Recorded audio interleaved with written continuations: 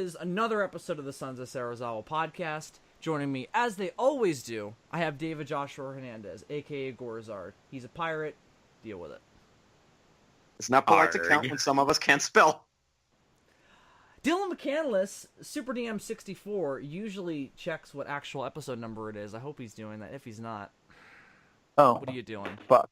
Ha ha ha ha!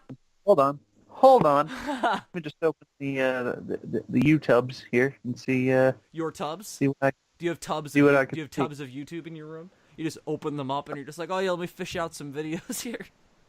All right, this is going to take a minute. The laptop's running a little slow. So many porn windows open right now. All right. Well, while Dylan is sifting through his porn, Andres Perez, a.k.a. Kaiju Noir, is here. He's got his porn in order. He doesn't have to sift through it. I already organized it in advance. Thank you very much. That's what I'm well aware of that, Andres Perez. I know what you're about. This is episode 88. No, 89, Bill. Holy the last one was 88. Fuck, that's amazing. I mean, not really, because the last one was 88, so it's not really that amazing. But it's amazing in the sense that we've done this 89 times. More than that, realistically, because bullshit, but whatever. I mean, we've recorded 124 of the other one, so it's not really it that. Sounds cool, though, doesn't it? Number 89. Oh, that's what we do this for, to make things sound cool. So it's everyone's favorite number, plus 20. Yeah, that's a good point. Maybe that's the advancement of it in the future. Anyway, so to see the advancements that are going on right now, and to make them sound cool, as we said before, we go to Andres Perez, a.k.a. Kaiju Noir, to deliver our first regular segment. But maybe we should get into how things are going to be different next month. Maybe we should save that for the end. I didn't put a lot of thought into this. I never do, though, so we usually do things on the fly. Fuck it, Andres, let's just go into the news. There's no need to fuck up the flow. So what do you got for us this week? What shit may or we may not care about? Let's see. Do you care about the upcoming video game that's going to come out in mid-October or the middle of this month? Kyote Toshi, also better known as City Shrouded in Shadows. I was going to say, please tell me you're going to say that in English, because I have no idea what that means. Yes, if I can play it. I mispronounced it. It was Kyoe Toshi, not Kyote Toshi. That wouldn't have helped, but I appreciate your clarification. Yeah, can I play this? I'm an American boy. Can I play this game? Still no new information on whether or not it will come stateside. My guess is that if it comes stateside, it's going to be a licensing nightmare because of all the characters involved and the international distribution rights to those characters. Because this is the main reason why the Super Robot Wars franchise has never come stateside, with the exception of, for those who don't know, Super Robot Wars is a turn-based RPG game similar to like Fire Emblem or Advance Wars that has a bunch of robots from a whole shit ton of different animes all crossing over with each other. And the reason why the only games to ever come to America... Jr.? No. Anyways, the only games from that series that have ever come stateside are the ones that feature only brand new original characters made solely for the franchise instead of any licensed characters. And the reason why is because each of those characters all have different American companies in charge of distributing all those characters. It was also a reason why the fighting game Tatsunoko vs. Capcom almost did not come stateside, because all those anime characters within that fighting game are also owned by different companies, and so they had to sacrifice one character and made it up by including 4 new characters in the American release. So I have a strong doubt that it can come, because you got Evangelion, Godzilla, Ultraman, Gamera, Pat Labor. What the hell is that? Let's see. A Pat Labor is an anime series. It was a manga that turned to an OVA, that then turned to an anime, and then had a couple anime movies. It's essentially the day-to-day lives of police officers that enforce the law with giant robots. So it's like Hill Street Blues with robots. That's fucking awesome. Giant robot training day. Sounds interesting. That sounds awesome. Is it good? I've seen the first movie, and it's pretty good. I do want to see like the original OVA series that started it all, but I guess it's popular. Although for whatever reason, I have not seen. That's the thing. I'm saying I guess because while there have been many iterations. Oh yeah, there was actually a live action miniseries on television called Pat Labor: The Next Generation. So the thing, oh yeah, and we actually saw clips of it at this year's G-Fest because the person who did the special effects for Pat Labor: The Next Generation was the same guy who made Gahara, the dark and long-haired monster. Oh, it's live action? I thought it was anime. Well, like I said, there have been animes in the past, but the newest adaptation is a live-action show. Oh. And they have a giant full-size... I don't know. But I've seen they made for the show a giant full-size CG prop for the big robot, but then they replace it with CGI whenever he moves. But the same person who does the special effects was the same guy who did Gahara, G, and the newer Ultraman shows like Orb, X, and Geed. How do those look? Fantastic. Oh, good. It's good to hear that those new tokusatsu shows have good special effects. At the very least. At least when it comes to Ultraman. At the very least. Because anything that from Toei is, for me personally, unwatchable. Yeah, Super Sentai always looks like... I just the modern came off stuff. Of watching... The modern stuff. It just looks like it's colorful madness. It all looks like Power Rangers on Nickelodeon does. Like, because it came from the newest stuff, newest shit. I just came out of watching Kamen Rider. True. I just came out of watching Kamen Rider Build, and I really want to like it, but even then, it's like, no, I can bring myself to watch it, even if it does get better later on. I just can't stand any more of this. Yeah. But anyways, so within those franchises, they've since announced a bunch of new scenarios with new characters. There's going to be a level where you're running away from a swarm of Gauss. There's one individual thing where you fight where you see Ultraman Tiga fighting one of the aliens from his show. There's another one where you're running away from Dada from the original Ultraman as he's like stalking you through hallways in a building. There's another scenario where it's Mothra versus Batra. Another scenario where it's Godzilla versus Kiryu. Another scenario where it's like more robots from Pat Labor all fighting each other. Let's see. There's another scenario. Robots fighting in that, like monsters or just bad guys with their own robots. Oh, it's good that everybody's on equal footing. This was one of the first anime that depicts robots not as like fighting weapons of war, but rather as like everyday use vehicles. And so because there are these robots and they can sometimes cause a lot of accidents, they decide, okay, let's give the policeman force some robots to protect this giant robot society that we live in. And of course, the bad guys got their own robots, so they got to deal with that. So the criminals have robots and the policemen have robots. I assume this is a world where the military also has like combat robots and shit. I assume so, but this show was not about the military, when that's what made Pat Labor distinct from the other shows. I am surprised that of all the shows, before I mentioned that I'm not sure if it's popular in Japan because I rarely see any sort of representation here in the year and a half that I've lived in Japan. Like Evangelion, I see everywhere. Gundam, I see everywhere. Pat Labor, not so much. And I'm assuming that they went with Pat Labor's because maybe this game couldn't get any other giant robots besides Evangelion. Maybe it would have been too costly to get their hands on Gundam. Well, I gotta say, Training Day with giant robots sounds almost as good as Training Day with Ricks and Mortys, so I'm very fascinated. However... So this is all academic though, because I think we've pretty much already pegged this isn't coming stateside, right? Like I had this pretty much pegged from the minute I found out it was a thing. Like this is never going to come here, so it doesn't really matter. Yeah, I mean it's unfortunate because it sounds cool as shit. I would love to be able to try this out. What's the genre? Is it a fighting game? Is it a stealth? It's a survival action game where you are the person who's running away and surviving from all of this stuff. And it's kind of like a choose-your-own-adventure story where you're given multiple options as to what to do, what your character and your partner does in the story. Like, you eventually meet a little kid, so you take care of the kid. So it's like you throw it to Godzilla. Yeah, I guess you can do that. I don't know. But Wait, again, it's like, so you So it's kind of like a Telltale. any of the monsters are robots? It's Cloverfield the game, essentially. So it's kind of like a Telltale game, like the Telltale Walking Dead game or the Jurassic Park game. Or Sounds more like Batman. Godzilla Strike Zone when that was a thing. Mm-hmm.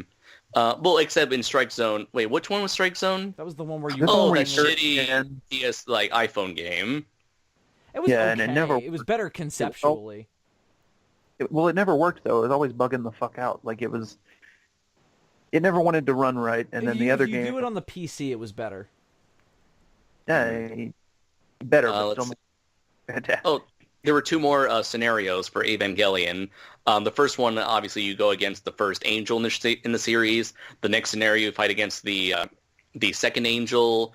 And then the third scenario, you see Eva Unit 1 and 0 and 2 all running towards the center of the city to stop that giant eyeball angel from falling into the ground. Are there Titans from Attack on Titan? No Titans confirmed. Are there Gargantuous from War of the Gargantuous? No That would Gargantuas. be awesome. Is hashtag Rodan confirmed? Oh, No Rodan. Just Mothra, Godzilla, King Ghidorah, Kiryu, and Batra. the fuck? giant Stan Lee from the intro of Who Wants to Be a Superhero. Is RoboCop in the game? Is he running around stealing Asian people's chicken? Because if so, I don't really I don't know what I'm doing. With his jetpack in tow. Yeah, I mean, listen. Just to say, it makes perfect sense as to why we'll never see it over here. But I'm not saying said, it won't ever. I'm just saying I doubt it. what if they reskinned it with original monsters and stuff and brought it over here? That's would gonna be like a. It would be a huge Yeah, no. scandal. It would be a huge scandal because they would all have to be horrible knockoffs. But I would love that. That would be awesome. No, because that would defeat the point of a game that has all these characters from all these franchises you love in it. Like It would I be said, if better you at that can't make point. that happen, I would rather still have the gameplay, and I would love to see what the horrible knockoffs would look like. Listen, there is a way that people in the States are going to be able to play this. People are going to be emulating the fuck out of this Well, game. yeah, you could It's still gonna do be- that. Or It's gonna they'd be the just most importing the pirated game. I want both. I want the Yeah. American knockoff, and I want the original. I'm just gonna say, like, for anyone who wants to import this, it looks like it's gonna be a very story-heavy game, and like I said, it's like a choose-your-own-adventure. Like, you get to select what moral options your character does. So, Or lack thereof. you're gonna need to learn Japanese if you want to like understand what's going on, unless you just want to select all the options and you have no idea whether or not you chose the worst option. That's what I would do. I just feel like I just want to see Godzilla, so I'm just gonna keep clicking until that happens. Oh, and there's gonna be like DLC costumes for your human characters, including It's a first-person game, isn't it? No, third person. Oh, all right. That's not as good. It should. So be it's a kinda fir- like, it should, it should imagine, be a like- first-person game. Like, you know how you're like you're in Uncharted, you play as Drake, and it's third person as you're like walking around the environment. I've played third-person video games before. I'm not that old. Let's see. Played Star So- Wars Battle. I said to somebody older than me. Now, if it had an let's option to see. go between third and first persons, like in Star Wars Battlefront, that would Yeah, be that would that'd be cool. great. Or like Ratchet and Clank, although the first person in Ratchet and Clank was always terrible. Let's see. So they're among the DLC costumes for the male and female characters. There is a Mechagodzilla Kiryu pilot suit. There's a police uniform from Patlabor. The Science Patrol outfit from Ultraman. Oh, there you The go. That's the the one. nerd- That's the one that's gonna get all the ladies. The orange, the orange on orange. you're gonna that's how your character's gonna look like throughout the whole story mode. Do they have the helmets too? Yes. So are those helmets Oh. to protect them from giant monsters or from like being thrown down some stairs? But does it come with a beta cap, though? Gives I you just an sent you a actual link. one in the mail. Hopefully the link will work. Ultraman will murder you and then embody your soul. Because this game that you're describing is how I would like an Ultraman game to be. Like, I'd just like to run around a city that's being attacked by monsters, and then when the time is right, transform into Ultraman and fight them. Oh, that There's would a be game cool, yeah. there's a game almost like that for the DS called Kaiju Busters, and it's where you play as members of the Science Patrol or Where they the got Ultra that name 7. And there's something radioactive in your neighborhood. Who are you gonna call, or who are you gonna scream out for? Yeah. And you play as a Science Patrol member, walking around, shooting at the monsters. But no Ultraman though. That's cool. Is there any love for the Ultra Guard in these games, Andres? Ultra Guard. Which one is that from? That's the one from Ultra 7. I think that's. Oh what they yeah, were called. you can play as an Ultra Guard in Kaiju Busters. Nice. Let's see. There's also a Nerve uniform from Evangelion, and for whatever reason, a quote-unquote Gamera costume. But I guess it's supposed to be like a backpack That's a that looks bad like you're wearing. idea. That's looks not like going you're to do wearing you any favors running away from giant monsters. It looks like it's like a backpack that dresses like it's like Master Roshi's shell. Like I said, you're running away from giant monsters. You don't want to be like, I'm going to put on a giant shell. That'll help me out. Unless you can recede into it, turn into a flying saucer, and fly away. Then sure, put the shell on. But like, you need to be agile and run. Don't put a shell on. This is just to be said in case the giant monster ever really attacks and you, the listener, needs to make these decisions. So we're just looking out for you. That's all I just wanted to say. No, if you don't wear the shell, how are you ever going to learn the Kamehameha? Goku didn't have the shell on when he performed the Kamehameha for the first time. Well, we're not all Goku, are we? No.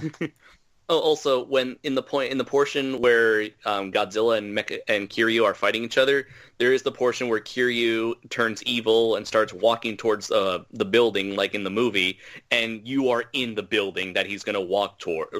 Oh, that's so awesome! Why can't I play this game? This sounds cool. And there's a Ghidorah fight as well, right? Like a 90s era Ghidorah fight. 90s era Ghidorah. There's with a appropriate Godzilla, I assume. Yeah, although Heisei Godzilla, which is also the one going to be fighting Kiryu, this CG model for Godzilla looks really off. Because I guess they're only going to have one version of Godzilla in the game, so they went with the best. That's bitches. lame. Yeah, because they Heisei have Godzilla. The appropriate Godzillas. That sucks. Me, it would be weird to have. It's already weird enough to have all these characters from different universes show up out of the blue. It's weird to have them all and then not have the appropriate Godzillas fighting the appropriate Mechagodzillas if you're going to not recreate those scenarios entirely, but still try to capture those moments. Wait, so you want a game that's set in a universe where Godzilla exists, but one in which his look changes depending on who he's fighting? Well, they all don't have to exist in the same universe, do they? Because they're all different scenarios, right? No, it's all the same. It's all one story. It's all one singular story. What? Where like these characters have no fucking clue why all these characters are suddenly popping up out of literal shadows. Oh my god, my interpretation of this game was way off. I thought they were like different levels. That's like, oh, this one's the Mechagodzilla level, and this one's they are levels, but it's the same city and the same exact protagonist. Yeah. Going through each of these things one after the other. Oh, yeah, and I'm sharing with you a series. Too much. And I'm sharing with you a series. This literally is starting to sound like Ghostbusters, but with kaiju, isn't it? Like, yeah, I mean, it sounds like Gozer was like, all right, I'm gonna double down on this whole being the destroyer thing and just create every destroyer thing I can think of. Excuse me, Bill, the Destructor. Very much. And I'm not sure if you guys are looking at it, but nobody likes you. No, I shared four pictures.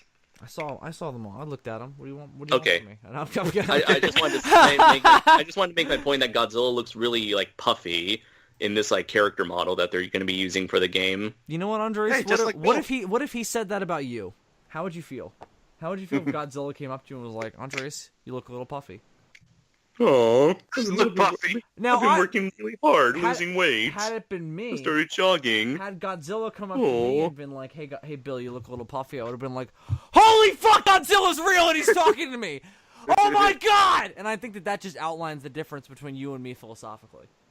I guess it's a symptom of just how much shit is in this game that the graphics have to take a little bit of a downslope, huh? True, yeah, because I figured there must be like a lot of like rendering power needed to have like these characters all like to render an entire city, and then to render giant monsters like manipulating the city, and then to have you in the middle of all this like running around and doing anything and doing anything anywhere.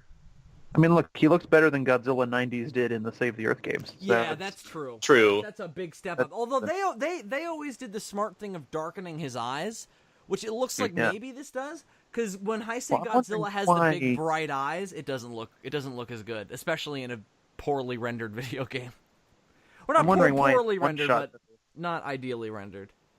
I'm really wondering though why in this one shot his eyes are glowing red, like fucking the ghost from John Carpenter's The Fog. Why is that a thing that's happening? Maybe it's like maybe the light's being reflected in his eyes. Maybe he's just really stoned.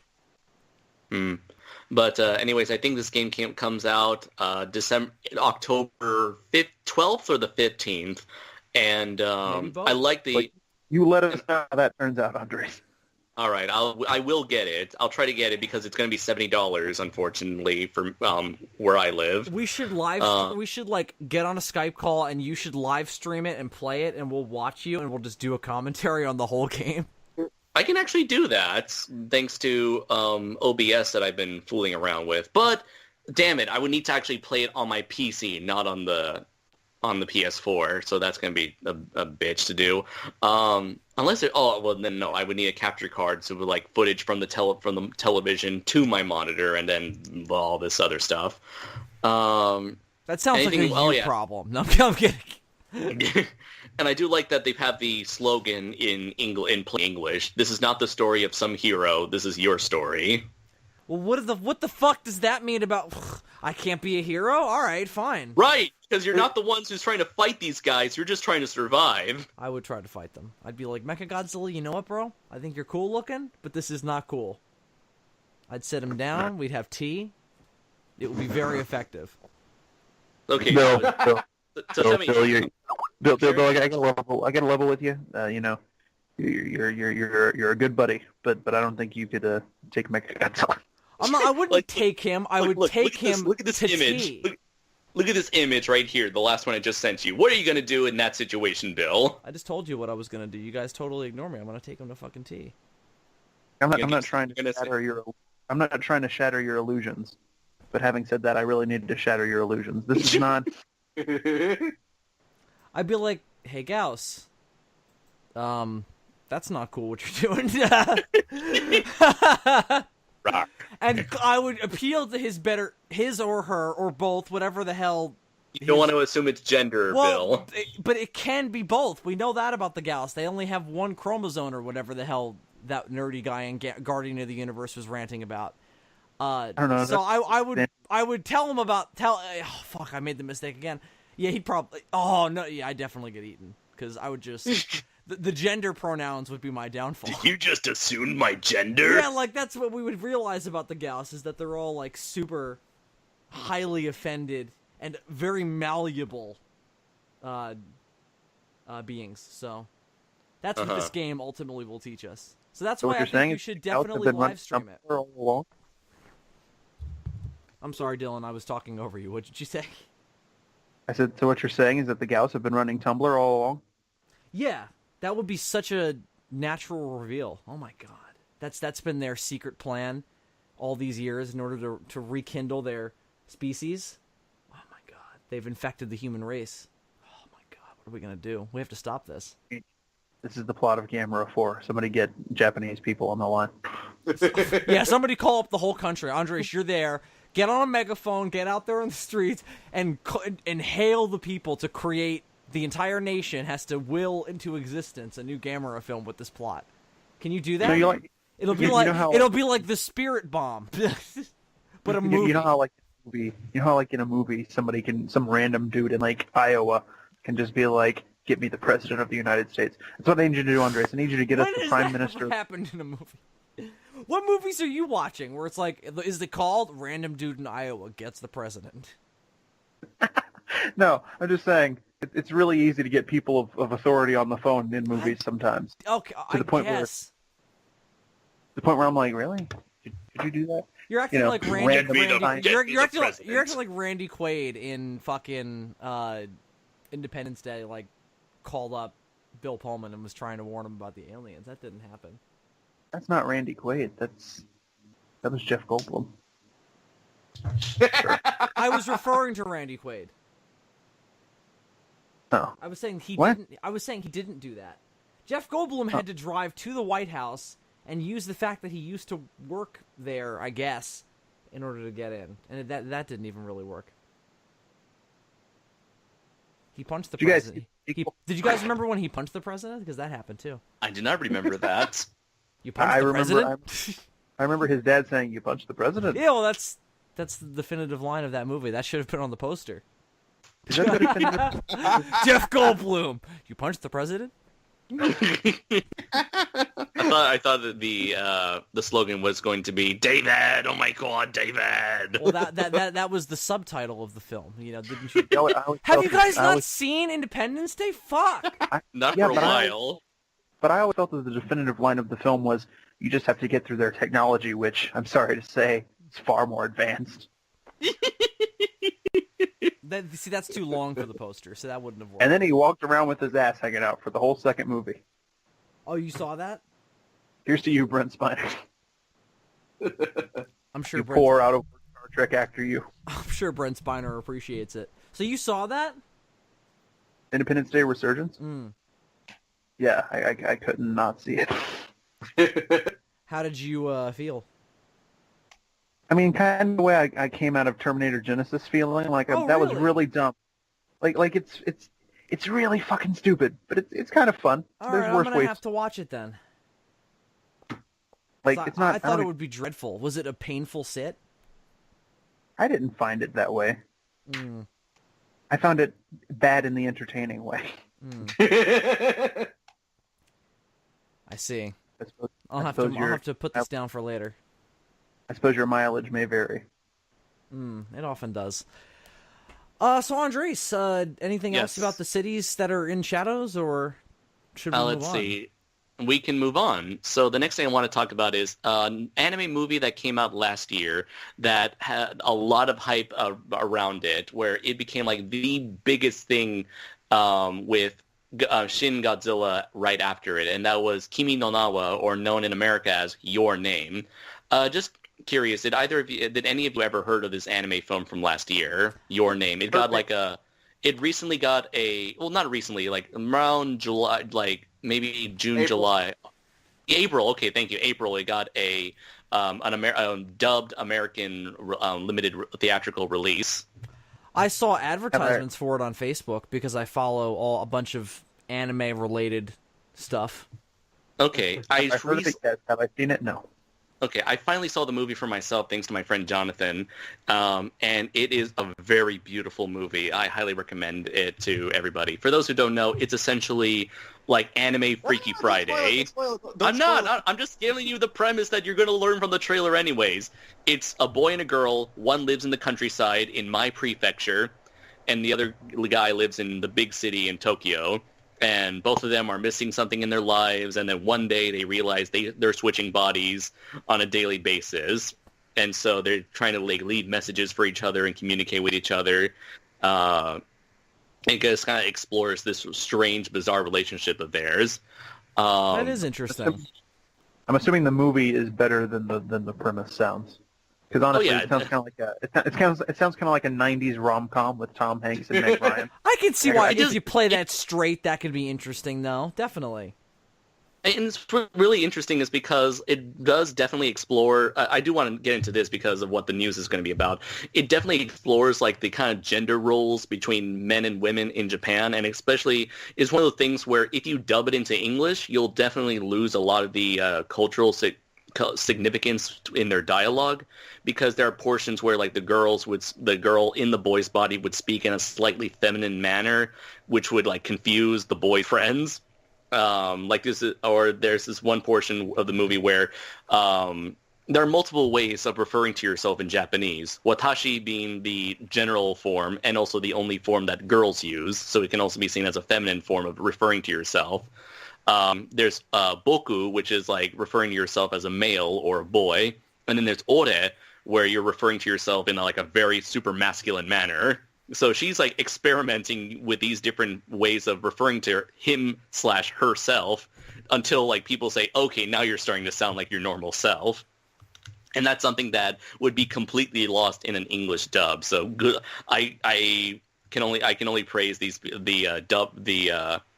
praise the translators for doing their best job with that. Haven't seen the English dub, but I think you would get the most out of the Japanese dub. So the reason why I bring this up is I just want to watch because that one scene now because you described it that way. That sounds hilarious. it's a very short scene, but it's has a lot of significance to it when you become familiar enough with Japanese. So Paramount Pictures has announced that they combined with J.J. This Abrams' sounds Bad so Robots, bad already. This already is going sounds to bad. make of Your Name a live action Kimi no Nawa movie. Yeah, this sounds bad. This is. And like I said, this whole thing explores, like the different languages and like slightly like gender roles of boys and girls in Japan. You're gonna lose all of that if you have it set in America. I only say that just in because America, Paramount's in the shitter right now. All of their films in the past, 2 or 3 years have bombed bad. Ninja Turtles was a huge debacle for them. That last Star Trek movie, as good as it was a debacle for them as well. Yeah, that's unfortunate. That was actually a really fucking good movie. Yeah, I enjoyed it as well. I was sad that it didn't make more money. And so an individual by the name of Eric Hayserer is going to be writing the script. And I'm going to list off a bunch of movies that's not going to strike any confidence with you guys. A Nightmare on Elm Street, 2010. I saw that. Oh. It's not great. There are moments in it that make me go, oh. And then the rest of it, I fell asleep. Final Destination 5. Oh no. That was the one that after the one that was called The Final Destination. So that's definitely not good. The Thing, 2011. Haven't seen that. Oh, God. Oh, no. And the last three, I have no idea what they are. Hours, Lights Out, and Arrival. Not the Arrival that was given awards and shit. No, okay, so Lights Out is the horror film from a year or two ago that was based on a short film that somebody had made, and then they made it into a whole movie. I didn't see it, but the premise and the trailers were intriguing. The other two, I don't know. I think David's going to answer that for us. What, Arrival? Yeah. Well, to be fair to the writer, because, I sympathize with the writers, with Nightmare on Elm Street, Final Destination, The Thing, those were technically, remakes and adaptations of a previously existing Which should have made his job easier. No, if anything, it would have made his job harder because of the fucking producers. As much as I hate the Halloween remake from 2007, Nightmare on Elm Street 2010 is probably the least of those slasher film remakes of the 2000s, because as much as I hate that Halloween movie, at least he was trying to do something a little different and interesting with the story. Nightmare on Elm Street comes off as a bad. It just comes off as the same thing but with a less interesting Freddy. And it's just, actually the best of those three is the remake of Friday the 13th, which actually managed to be an interesting addition to the franchise. But man, that's not a great list.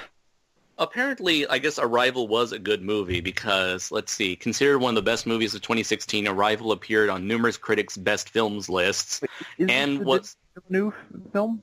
Arrival? Yeah, it's a 2016 film. Oh, that is the Arrival that we're all familiar with. Yeah. Okay, and was selected. All right. Hawkeye and Nick Fury. Yeah. Yeah. Nick Fury. Okay, so that's wrong black guy, good Forrest Whitaker. Come on, man. Oh, David. Oh, it's because he's got one lazy eye. I guess. Well, actually, I'm looking at the poster and he looks like Samuel L. Jackson. So. I disagree, but all right. No, but so that is one good one on the list, but it's arguable how much of that could be him versus Denny. I mean, it's a good And also- script, but the thing that makes that movie is the way the story is told. Mm-hmm. And so when it comes to Kimi no Na wa, I guess like you can easily take the story of a boy and a girl. One character lives in the countryside. One person lives in the big city. One has a life that's full of like old school culture, while he lives in the city. The other guy lives in the city with like less about culture and more about technology and stuff. So I guess you could easily translate it to an American and make it out American movie, because that's what they're going to do. Kind of like Bill and Dylan. Seriously, the more you describe this, the more it sounds like a '90s rom-com with Tom Hanks. Yeah, I mean, it sounds like but they'll don't remake worry. it in an American context, which I guess is like, Here's the thing. you don't have There's to a way call to- it the same thing. There's a way to do this. You don't do it in like the Ghost in the Shell way. You do it in the Magnificent Seven way. Mhm. You take the same premise, and and the Japanese one is all about using these two characters changing bodies to explore the gender roles in that society. Great. If you're going to make an American version of that story, then you do the same thing but with American gender shit. And there's a That'll be way fun. to. I'm not sure if you can see this link, but this was like the main theme song of the movie, and it was like the most popular song in Japan for all of last year. So I take There's it. a way to approach this. Do I have to listen to the whole song? I'm just gonna listen to a So- little. No. I'm just gonna So listen Andres, to a little piece of it. Does it I take involve it this was Bush? was this annoying you worse than that? I got a pen. No. This is a really good song, I want to say, and this is a very popular band in Japan, and they did most of the soundtrack. They were the soundtrack for Kimi no Na wa, and they were because they're one of the most popular rock bands in Japan. The fact that they were attached to this movie helped boost this movie's popularity and got everyone hyped before it came out. Okay, I couldn't So it's- listen to the whole or even a real significant piece of the song because the audience would be able to hear it as well. But it's a rock song that surprised me.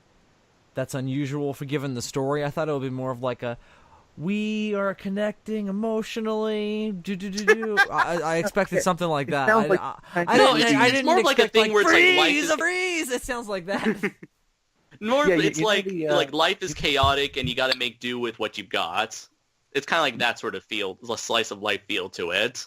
You know that like really bubbly Japanese pop song from the credits of Gamera the Brave? That's the kind of song that sounds like would go with the movie that you're describing to me. So the fact that this is like some sort of like rock group is interesting to me. That's very strange and reflective of the Japanese as a culture. But I guess that's why a lot of people enjoyed Kimi no Na wa was because it's, along with its environments, its acting, its writing, everything, the way everything is approached is a more realistic style that's very different from other people. So kind of like with Evangelion, when you produce something that's both relatable and different from the rest, that usually gets a lot of praise because not a lot of people are brave enough to do something like that in Japan, to do something that's like different than what's popular. Well, good. Now, what is the J.J. Abrams connection to this, Andres? Because when this story broke, I remember. Who's the producer? It's being produced by Bad Robot. Okay. Well, the better stuff to come out of Paramount has been from, JJ's, like Bad Robot. Like we were saying, that last Star Trek movie was good. 2 out of those 3 have been good. So, It's quite the pickle, isn't it? like I say, there's a way to do this. It's not. They need to stop calling it a remake, because if they remake it, you're right, it's not going to work. It's going to fall flat. It needs to be an adaptation. A reinterpretation would probably be an even better way of phrasing it. A different and that's movie what with the a remake same is. concept. I forgot That's to what remake isn't it? Hey guys, if we forgot. take Groundhog's Day and put a serial killer in it, it'll be a whole other movie. Oh yeah, that's a thing. I forgot to share this before when we were talking about City Shrouded in Shadow, but I shared a link to the trailer on Facebook. So you can easily like put it on silent and just listen to it or just see the visuals. What is the deal with this one? I forgot. It's like a story trailer for City Shrouded in Shadow that I forgot to share beforehand. So There's you can a see story some of the... behind this game? I thought it was just about surviving. I just stated that you play the same fucking characters going through all these scenarios. Oh, this is 4 minutes long. I'm gonna skip around. Yeah, you do that. Are the cinematics better than the actual rendering from the game? You know, It is. The cinematics are the in-game graphics. Oh, I hate when they do that. I prefer remember, I don't know if y'all ever played Marvel Ultimate Alliance back in the day, but Oh yeah, those cinematics in that game were fucking awesome. they're all pre-rendered. Or the ones in the X-Men Legends game before that. Mm-hmm. This is a lot more fucking complicated than I would have expected. Oh, it definitely is, because there's a whole cast of characters and a whole bunch of decisions, crazy decisions you got to make while you're trying to run away from all this madness. Oh, there's Godzilla, finally. That's what I clicked on this thing for. Oh, there's Gamera. Ultramons. How do you pronounce K-A-I-J-U, Bill? What? K-I... K-I... okay. Kingu? What? What are you saying? Nonsense are you spewing? You know, Keiju. Like that popular Keiju Gaira. Everybody knows. The Ki Jews, yeah. I remember Bill used to call... My personal favorite is Godzilla. Yes, Godzilla, yes. Love. Godzilla. Then Godzilla came along. The rest is history. My favorite... That certainly looks like a thing that exists. My favorite kaiju would have to be the fan favorite Big Fucking Turtle. I believe that's his name.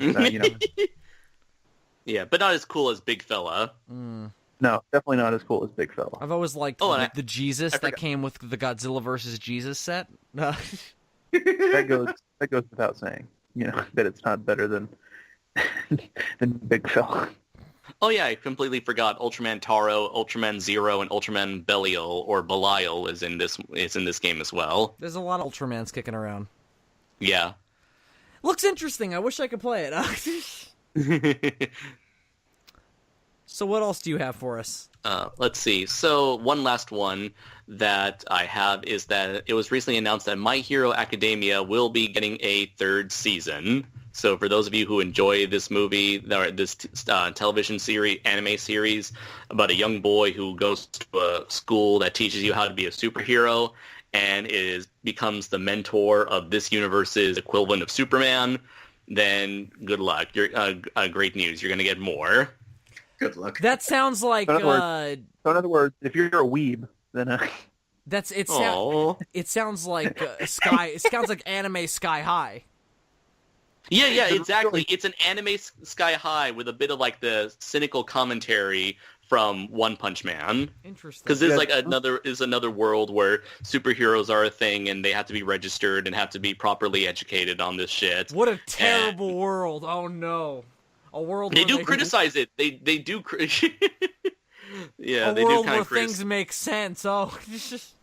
When's the last time that you guys saw Sky High? Because I'm gonna be real, I saw it maybe like 6, 7, 8 years ago. Yeah, maybe 10 years ago on television. Held up way better than it had any right to. I saw that movie in theaters, Childs. Me too. It was wild. I completely forgot it had Kurt Russell in it. It fucking did have Kurt Russell. He was great in that movie. Fucking Linda, Linda Carter is in that. And it had, what's his name? Bruce Campbell as a bus driver. You remember when it turned out? I don't know if Bruce Campbell is the bus driver. Let's see. Ron Wilson, bus driver, I don't believe is played by Bruce Campbell. He's Ron Wilson. He's definitely played by Bruce Campbell. What are you talking about? Hang on. I just want to check. Hang on. I have very clear memories that are probably fake of him being the guy. Hang on. I will settle this. Where's Ron Wilson? Bus driver. No. Okay, so Bruce Campbell is in the movie. He plays Coach Boomer. He is not Ron Wilson, bus driver. Boomer. Kevin Heffernan is Ron Wilson, bus driver. You know, a movie that one might, in hindsight, get confused with Sky High, but is actually super shitty. Is that Tim Allen movie Zoom? Zoom, yeah, Zoom Oh. Academy, yeah, where he tried to Galaxy Quest it again and failed badly. Failed miserably. My God, I've only ever seen like the last 5 minutes of that movie. I've And only I'm ever like, seen the toys at Wendy's, but you know. Oh, not Wendy's. Oh, Yeah, guys you were not don't very- want to be the movie where it's like, oh, we have a toy line at Wendy's. It's like they're not This really is- this known is- for that. This was years before they even got somewhat popular with the smarmy anime Wendy meme. You guys, we thought we were being very original, but in Google Images there are images of the Sky High poster with characters from My Hero Academia photoshopped in. I guess We yes. did it. We got Oh. fucked here. Sky High. We got fucked. That's what. Yeah. Oh no, we have to delete this whole podcast now because somebody else thought of that specific element. Oh no. Oh, that is hilarious. You remember the science teacher with the head that looked like Leader from Hulk? Yeah. I think so. Yeah, I do. One of the girls in that movie was from a Final Destination movie. I remember that. Oh, really? I remember there was a guy named War and Peace. Yeah. I thought that Or was Kurt funny too for like 2 seconds. Or Kurt Russell. The kid who was the main guy in it, he never went anywhere in life. I don't necessarily know if that's true, but I never saw him in anything ever again where I was like, oh yeah.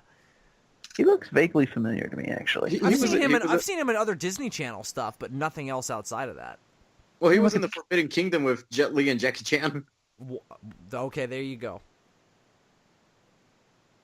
Let's see. I think I'm trying to look for the Sky High, opening That of movie Sky High bombed the anime. big time, didn't it? I I remember don't that. know. Which movie? Forbidden Kingdom. Did it? Hold on, I'm gonna look it up I because remember people being like, "Oh, this is not what we wanted from a Jackie Chan Jet Li movie." I remember people negatively reacting to that at the time. Okay, so he's been in a lot of movies, just not anything that we would have necessarily saw.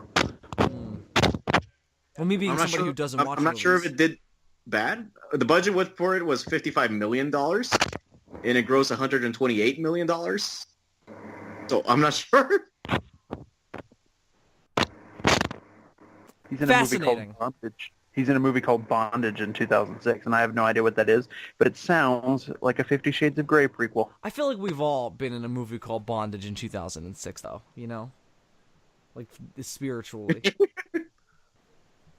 Anyway, I have no Yeah. memories. From So- 2006.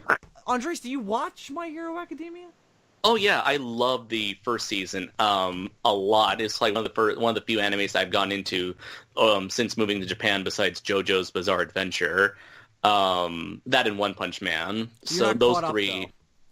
No, I about 15 episodes, roughly about like maybe 13 episodes into season 2, because season 2 is still ongoing right now. So new episodes are being released weekly, and so I'm just watching them as they get subbed and uploaded onto kissanime.com. So you are caught up. Yeah, That's almost. I missed about 3 episodes, but I have watched through the first arc of season 2. Interesting. Yeah. Is it like This is super a film cutesy that I- anime, or is it more? No, it's got its charming. It's more charming and innocent in spots, but it That's can be fine. really kick-ass when it wants to. That's fine as long as it's It's- not. it I just feels don't like like the it's- overly cutesy animation. Where No, suddenly it's no. It's nothing like that, my Okay. friend. I'm trying to find the intro right now, but it looks like anytime I find the intro, there's some like awful filter over it to avoid copyright. That's the way the Japanese like to play YouTube. Yep. Oh, It reminds me a lot of like Dragon Ball Z in terms of when I mentioned that like sense of innocence, fun, and adventure, That's cool. and like heart, like that sense of like it's got a lot of heart to it. I like Dragon Ball Z. Some more I mean, Dragon sorry, Ball. I mean Dragon Ball. Dragon Ball. Oh, I like that too. They're I also like they're which- roughly the same thing.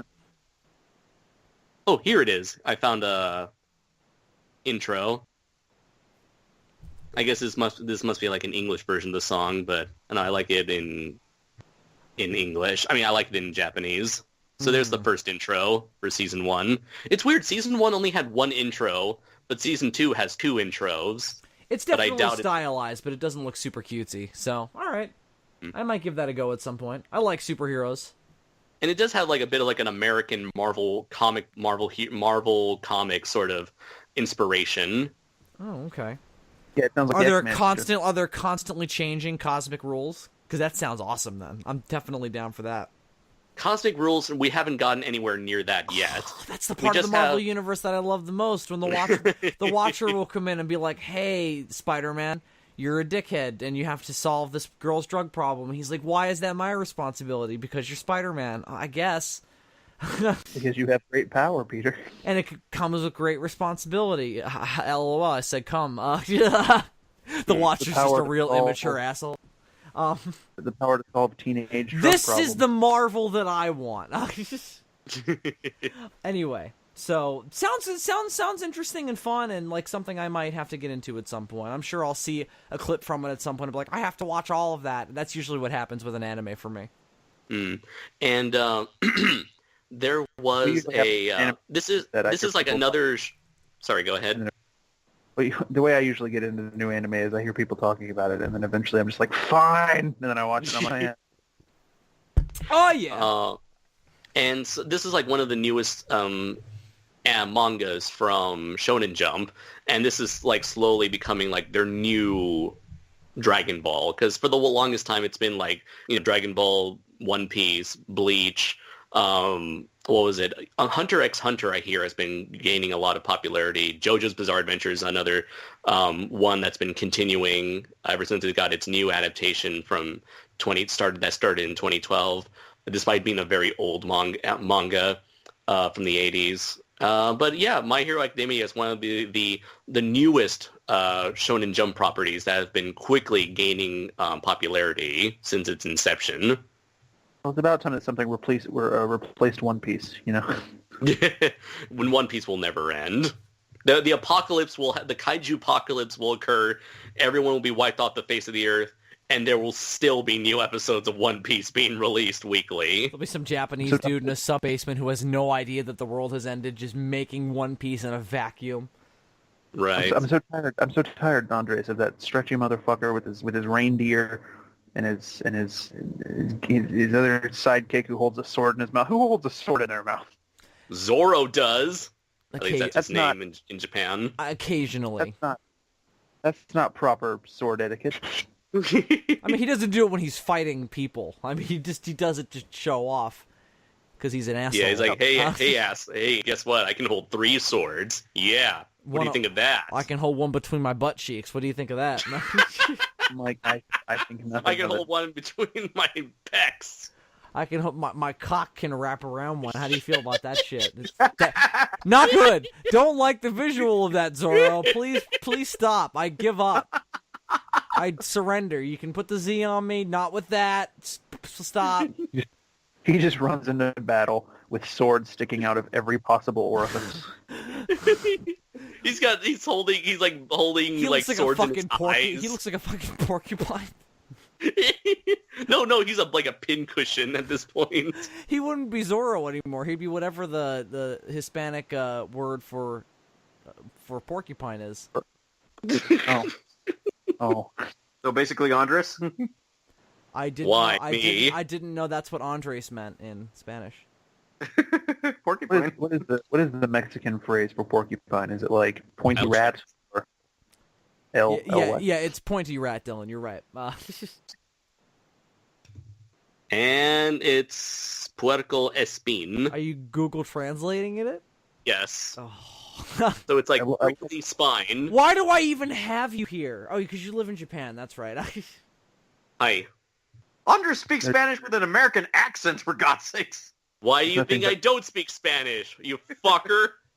Yeah, yo quiero tu madre, motherfucker. Damn. Like, pinche tu madre. Coño. I like gyro and Taco Bell right now. Jesus. Drop the chalupa, you son of a bitch. Vaya por Dios. That's the episode title right there. Drop the chalupa, you son of a bitch. Ay, que la canción. I gotta put that, feel like- that's great for like a spy or a cop movie where it's like you just burst in with guns raised. Drop the chalupa, you son of a bitch. I feel like the Hispanic equivalent to put that cookie down. You know, Right. It's like Mexico City, CSI. Yeah, you know, like everybody's dying of chlamydia or whatever. I don't know what they're dying of over there. Jingle All the Way reference actually makes me wonder: are there like Spanish Christmas movies that we never see? You know, Australia is the country that has the chlamydia problem, by the way, not Mexico. tons of We tons of already have our own problems over there, considering Is what that just a- happened last month. Most countries do. Oh yeah, that's right. The earthquake. My bad. It's no good. No. Is that a thing no that bueno. so on? They're like Navidad movies that we never see. You know, fucking like Navidad. I love the way he Christmas? said that. Navidad. You sound like a Russian motherfucker. Dos Vidania Navidad. Da. Navidad. all I know is they don't say Merry Christmas on Bill. They do something called Navidad with some chick named Phil, right? They don't keep Christ in Christmas because they don't have Christ in there. All right, see, we speak English, the language Jesus spoke. All right. You started to Hey, sound a what- little German there. We speak English, the language that Jesus spoke. Colonel Hans, listen, not to burst your bubble here, but you're not exactly English motherfucker, are you? Not exactly American. You're anything but. What do you mean? Excuse me, Commissar. Why we know Sprüche Deutsch right now? This doesn't make any sense. We're mixing our metaphors here. This has got It's very confusing. This has got. That's what I was thinking when I saw the Wonder Woman movie. I think we may have gone too far in two places. Damn. Oh. Damn. Hashtag Ludendorff, not a Nazi. Damn. Yeah, some people thought that was set in World War II. I was like, that's not what that movie is. Did you watch it? Oh. If anything, that movie is cool. like an origin story for World War II. 'Cause it's all about the army. Yeah, isn't it an interestingly? Remember that bit where Wonder Woman murdered a real-life German general? That was weird. And somewhat awesome. So yeah, Andres, do you have anything else to make us care about? No, not really. That seems pretty much about it. I mean, I did kind of want to talk about this one thing where the owners of the Robotech franchise were trying to sue like a BattleTech for a second time, like 10 or 20 years later, for using mech designs that's from their show, even though they technically don't own that show. They only got the right. It's a very complicated, messy thing that I doubt would be interesting, and it requires a lot of explanation, and it's all messy. It's just dumb bullshit thing. It's like, you have our property. It's like, no, you don't even have that property. So they're You doing just something, but they're not doing the property. They're doing something that's like inspired by it or whatever. That's the deal. Here's the thing. Okay, I guess I'll explain it. So Robotech was an American show made from 3 animes from Japan, all developed by Tatsunoko Productions. Those 3 shows being Macross, Southern Cross, and Mas Bieda. And so they want Harmony Gold, the American company, want to bring Macross to America. All disconnected animes that have nothing to do with each other. Exactly. Fascinating. Kind of like what we do with Super Sentai and Power Rangers, but at least those are within the same franchise. Right. These are 3 Well, shows at least that are these completely... have cross in 2 of the titles. Yes. Andres, at a certain point, didn't Voltron start mixing anime when it ran out of material from the first one it was doing? Yes, it did. It combined Go Lion with Dairuger 15 to make Vehicle Voltron, and they were going to go for a 3rd show, but they decided to cancel the series for reasons I forgot. Voltron Turbo, it sounds like. See, this is interesting. You fuck. So, let's see. So they want to bring Macross over to America, but Macross was only, let's see, how many episodes was Macross? Like 20, I want to say 26? No, 36 episodes for the original Macross, and they needed a certain amount of episodes to reach syndication. So in order to extend the show, they took the 36 episodes of Macross, 25 episodes of Mas Pieta, and 23 episodes of Southern Cross in order to create an 85-episode series and title it Robotech. And so it's like I've heard of Robotech, and I've heard that it's great, and I should watch it. Oh, it's at least when it comes to the original Macross portion, it's great. And I'm almost done with the Macross portion, and I've seen all of the last portion of Mas Pieta, and for fucking years they've been trying to either make a sequel to Robotech or get a live action movie off the ground. And the closest they ever gotten to making anything was they tried to make a TV show called Robotech 2: The Sentinels in 1986, but unfortunately the animation, they were going to the Tatsunoko people to create original animation featuring characters from all three shows finally interacting with each other. But unfortunately, they ran out of money. And so they took like the 3 episodes they finished and culminated together into a movie. And let's see, afterwards, they tried taking another TV show, another OVA series called Megazone 21, and turned that into Robotech 2. But it was they went to, what was it? They went to Canon Films, and Canon made a god-awful... the people of the 80s Spider-Man and He-Man fame. And Superman 4. Oh, God. And Canon made an unwatchable film that the Harmony Gold, the American people who own Robotech, try to distance themselves from. Wait, so there's a Robotech movie? Yeah, it was called Robotech the movie or Robotech the Untold Story, and it was just like a redubbed version of Megazone 21, which is another anime that has nothing to do with the other 3 animes. Let's see. And then around this time, there was I think a strategy board game called BattleTech.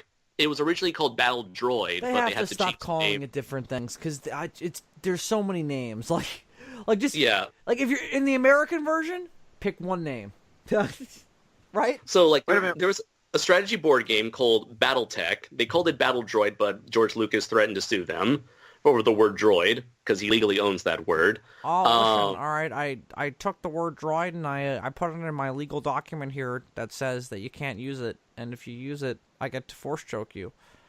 So can I force choke you? He tries to make a little joke, totally falls flat.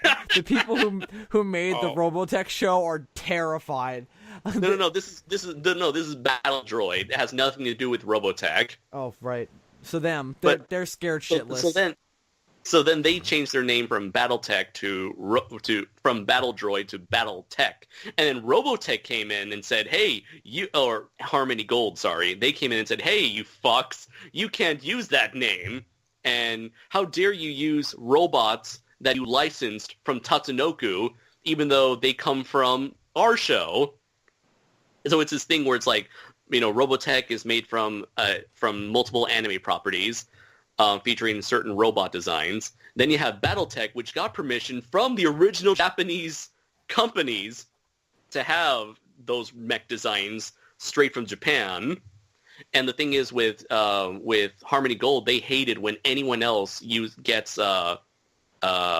the rights to use those mech designs outside of the Robotech brand. That's also why they've been trying to block all sequels to Macross from coming to Japan, from coming to America. Luckily, like a couple of Macross sequels from Japan have come to America as Macross sequels. No connection at all to Robotech. It's got to be confusing as shit for people like me who don't follow this stuff. I'm confused right now. I don't know where to start.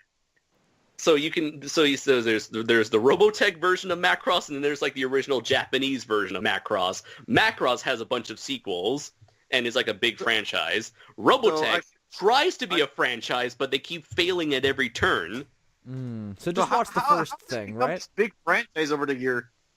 Oh, here's the thing. Well, it's 85 episodes, so that's like a lot of content for people to enjoy over and over again. Right. And it's not a Monster of the Week sort of deal that can get repetitive like Voltron. Rather, this is like an ongoing narrative that was like in the same vein as Gundam, where it's a big sprawling space opera about the people aboard the gigantic transforming battleship known as the the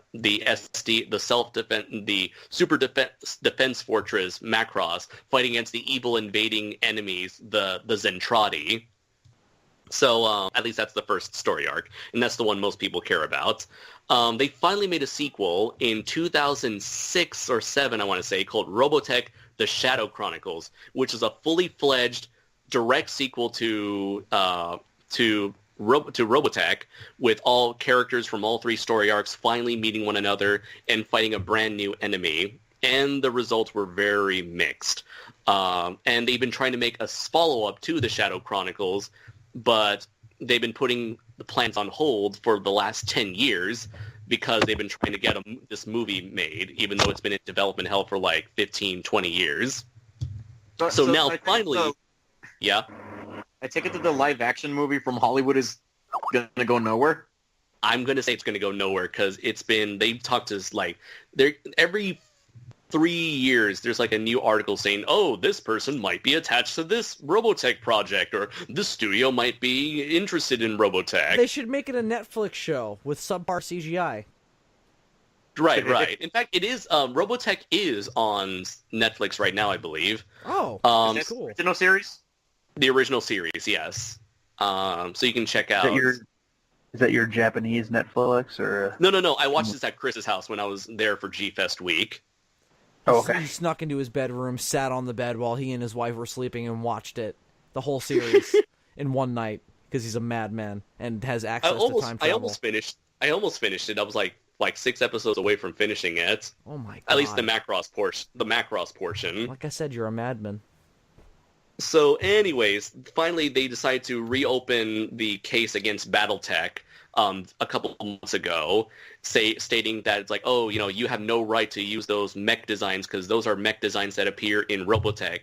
And BattleTech is like, well, fuck you. You don't even technically own those mech designs. You got them from a Japanese company. So how dare you claim ownership over these mech designs from a show you didn't even fucking create? But they own the rights to that show in America. The shows, yes, but not necessarily the mech designs themselves, which they got permission from Tatsunoko, I believe. Oh, okay. So they have no case. Definitely. Word. And then so a lot of people are against Harmony Gold and have been against Harmony Gold for a while because of their inability to produce any new Robotech content, and then preventing further Macross content, official Macross content, from coming over in Japan, with the exception of Macross Plus and Macross 2, Do You Remember Love? I do. So kind of similar to that legal situation that happened a while back with Saban and Adi Shankar's quote-unquote bootleg Power Rangers? I guess so, where it's like, where Saban was like, you can't use our version of Power Rangers even though Power Rangers itself is taken from a Japanese property. But I guess Saban has more of a right over them because they are using not only design. Adi Shankar was not only using designs but also characters specifically from Power Rangers. Meanwhile, BattleTech is just a strategy board game that only uses the mech designs straight from Japan. There's also a difference in that one is a fan film and one is like an actual thing that somebody's going to make money off of. That's trying to make money out of, right? And so that is like the bizarre and fascinating history of Robotech, where it's this thing that was popular and they want to capitalize it, but they keep fucking up at every turn. They want to make a sequel series, they ran out of money. They want to make a CGI series, the test footage looked awful and nobody liked it. They try to have a Kickstarter for a new series. It failed because there were like zero incentives for people, zero rewards for people to back the crowdfunding campaign. They tried going to Canon. Obviously, that blew up in their faces. They made one movie, and it left it open for a sequel, and they haven't been able to make a follow-up since. So they keep fucking up, and meanwhile, all they can do is just rely on the original 85-episode Robotech series and just keep re-releasing that shit. I see. And some Transformers facts. Are you familiar with Jetfire/Skyfire? The one from, the second Transformers movie, the old one with the cane. Right. Do you remember his Jeep 1 form? He was like this big-ass white and red jet. Yep, I do. He was Why is made that from a toy. I know, that's what I'm thinking too. Was made from the toy of Macross. Hasbro, with Hasbro, they went to Takara to get all the toys from that eventually became characters for Transformers, and they got the rights to use the design for the robot from the toy. They got the rights to use the toy. Fucking complicated because Jetfire is in the Transformers War for Cybertron games. Oh, I used to have a Generation 1 Jetfire toy that had been my father's before me, and I don't know where the fuck it is now. But it's a wonderful toy. Yeah, I always thought that it looked different from any of the other G1 Transformers. That's interesting. It's also a lot bigger. And it's almost got like a Pat Labor thing going on with like the head design. It's got like those antenna on the sides and shit. You know, I just shared with you guys an image that shows the G1 toy and the original Macross toy. Yeah, but yeah, it's a good ass toy. Was this character in the Macross series, like in the shows? Oh yeah, that's the main robot. Well, that used to be the main character's mentor's robot before the mentor, spoiler alert, died and he took over his robot. I could have watched that tomorrow, Andres. Go fuck yourself. You had 20 years to watch it. But I'm getting interested now. Well, now go watch anyways. Well, now I can't. You spoiled it. See, Andres, that's only one spoiler. This was one instance where shit you may or may not care about, you may have made us care. Yeah. Oh, wait. well. So which one's Jetfire? The red one or the other one? Jetfire from Transformers is the red one. So they got permission to use the original toy from Takara, which came from Macross, and adapted it into Jetfire / Skyfire for G1 and for future renditions. Hasbro ended up screwing over Harmony Gold because now Harmony Gold cannot legally make cannot bring that toy to America as a Robotech figure. So the only times they could make toys out of the main robot from Robotech was ones that did not transform. And this was like a very popular one because it could transform from a jet to a robot or a half jet, half robot, where it's like a jet with chicken walker legs, like an jet, AT. a jet bot. What you're saying is it's some kind of robot in disguise. Pretty much. That's very original. I've never heard of that before. I'm trying to find an image right now of the. What if the they Macross changed it to Mac- robots sort of in disguise? So it's like it's just the half jet, half robot form. That's the way you could subvert it, I think. Anyway. Yeah, I can say from personal experience that the G1 Jetfire toy is fucking awesome, and everybody should go here we go. pay huge amounts of money to find one on eBay because it's. Here's the all three modes. I see. So, who do you think's gonna get? Do you think that this is gonna go through? Do you think the lawsuit is gonna happen? Do you think this game is gonna be a thing? I doubt that. I kind of doubt that Harmony Gold has a case, but that's the thing. I haven't been keeping up with it. And the last bit of news I found from early September is that Harmony Gold's Macross, Mos Pieta, and Southern Cross licenses are set to expire in 2021. Until then, they can still do whatever they want with the characters and mechs from those shows. So they have now a time limit before it expires and goes back to Tatsunoko Productions. Do not hold your breath, because you will probably get tired. Isn't Harmony Gold the company that made that like really old dub of Dragon Ball where they called Piccolo Big Green? Wasn't that them? That's Ocean. Let's check. Yeah, that's Ocean, yeah. Harmony Gold USA, let's see what they have done besides...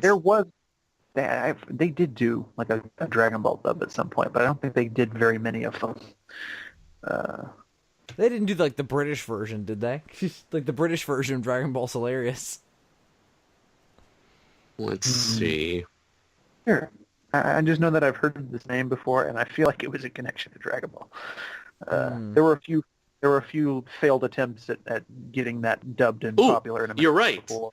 They were responsible for partially dubbing Dragon Ball. Oh, okay. Rubbing. Yeah. The original there was- Dragon Ball?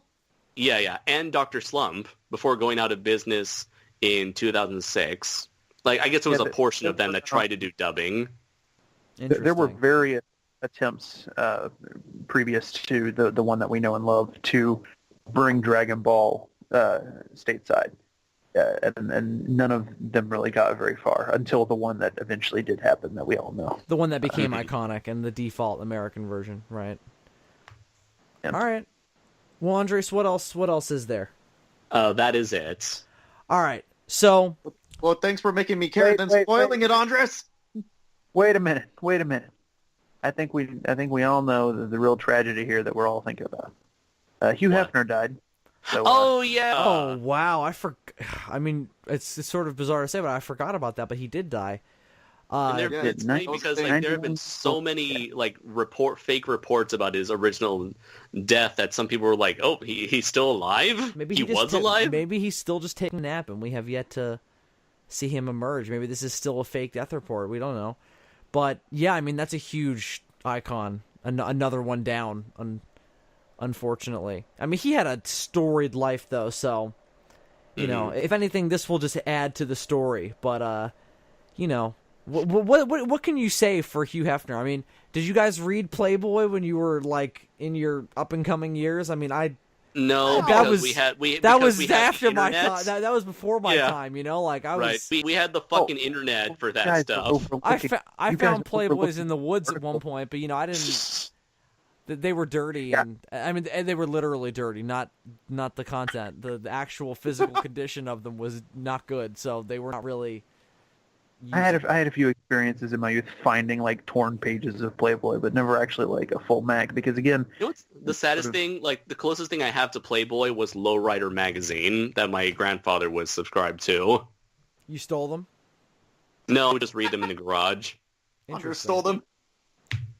So yeah, you stole them. You stole them and took them. No, because they were already in the garage. Oh, you stole a peek at them though. That's yes. You know what? You know what they say, Andres? All my friends know the lowrider. The lowrider is a little higher. The Lowrider isn't even like that sort of magazine. It's a car mag. It's like the title implies. I know what kind of magazine Lowrider is. Yeah. Okay. All right, Andres. Oh, that's good.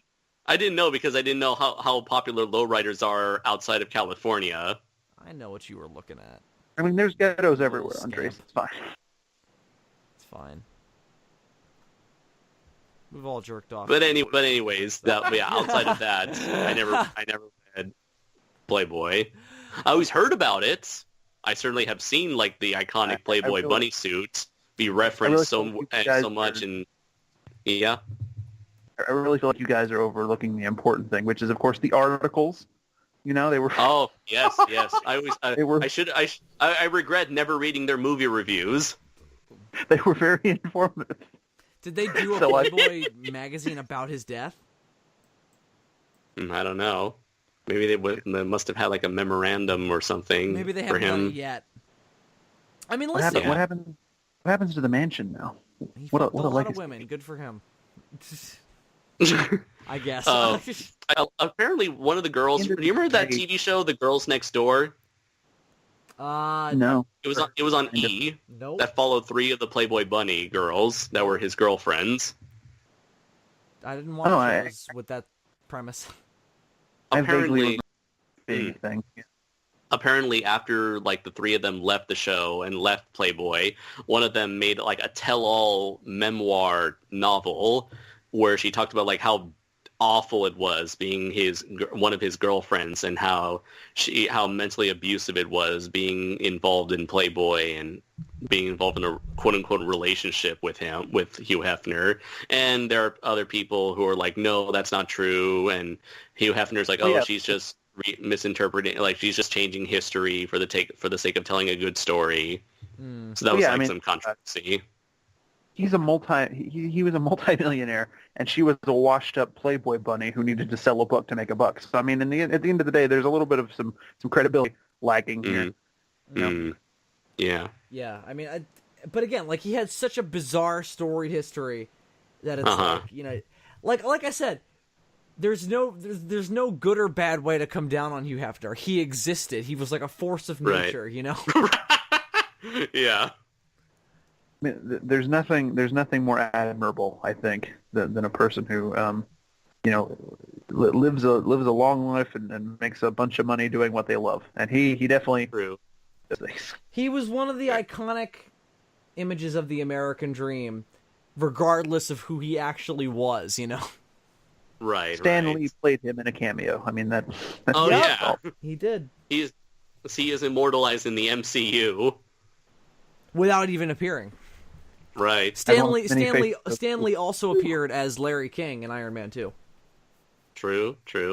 Yeah, I haven't seen Iron Man 2 in a long time because it's Iron Man 2, but I remember that happening. Yeah. I like things about Iron Man 2. Talking... Okay, we're all wrong occasionally. So, talking about things that we all are wrong about, or things that we all like parts of, why don't we move on to this week's Cryptids Who Knows? So, I wanted to do something a little different before we go into October, where we'll be doing very different things, while still bearing the iconography of cryptozoological bullshit. So I figured what we ought to do this time, I wanted to do a commentary last time. We didn't get the chance to do it. What I have for you guys this time is shorter, so we will definitely be able to do it. I thought we should do a commentary on an episode or two. We'll see where we are when we get through the end of it, of Lost Tapes. Who here is familiar with Lost Tapes? The name sounds familiar. Maybe. I'm not sure. Oh my god, Andre, you are not familiar with Lost Tapes. I know Dylan is. I've watched it with you. Was this a new television cryptid show? This was 10 years ago, wasn't it? Okay, so I was probably in high school, so I stopped watching cryptozoological TV shows on television. Well, look at Animal you. Planet, History Channel, Travel Channel. I remember all the channels. This was Animal Planet. This was 2009 and 2000 something else. I definitely did not watch any cryptid shows in that time. It was Animal Planet, like I said. It ran for 3 seasons. And the premise was different than your typical cryptozoological shows because the whole deal was reenacting the idea of seeing a cryptid. That's just part of these things. But that was the whole premise of the whole thing. And so was it like Unsolved Mysteries? No, it's shorter. It's more like like a horror anthology show, but with strictly cryptids and super, super low budget. So it's like I said, it is like those reenactment segments of any and all cryptozoological shows, except it is again, it's the entire thing. It's only 20-minute episodes, so that's why I figure we should definitely be able to get through it. Tonight on Unsolved Lost Tapes. Get through it in one go. But it's also one of the only cryptid shows where it's like the footage that they're showing is definitely not real. Like they're not in any way trying. Well, they're not saying like, "Oh, this is actual footage that we shot." Or is but it like, they're not very clear about that. So it's fictionalized found footage. Yeah, except they're super every vague. week. Except they're super vague about it. Imagine a show where every episode is basically like Blair Witch, the Bigfoot edition. Yeah, it's sort of like a bad horror modern version of the Twilight Zone. That being said, I still like it more on a conceptual level because I think if you went full force with the whole making this like a modern Twilight Zone but horror thing, that would be 10 times better. Because I think the mistake here is it's a show that falls flat by being in between a real documentary and like a fictional horror narrative, because it's not good enough as either to work in either field.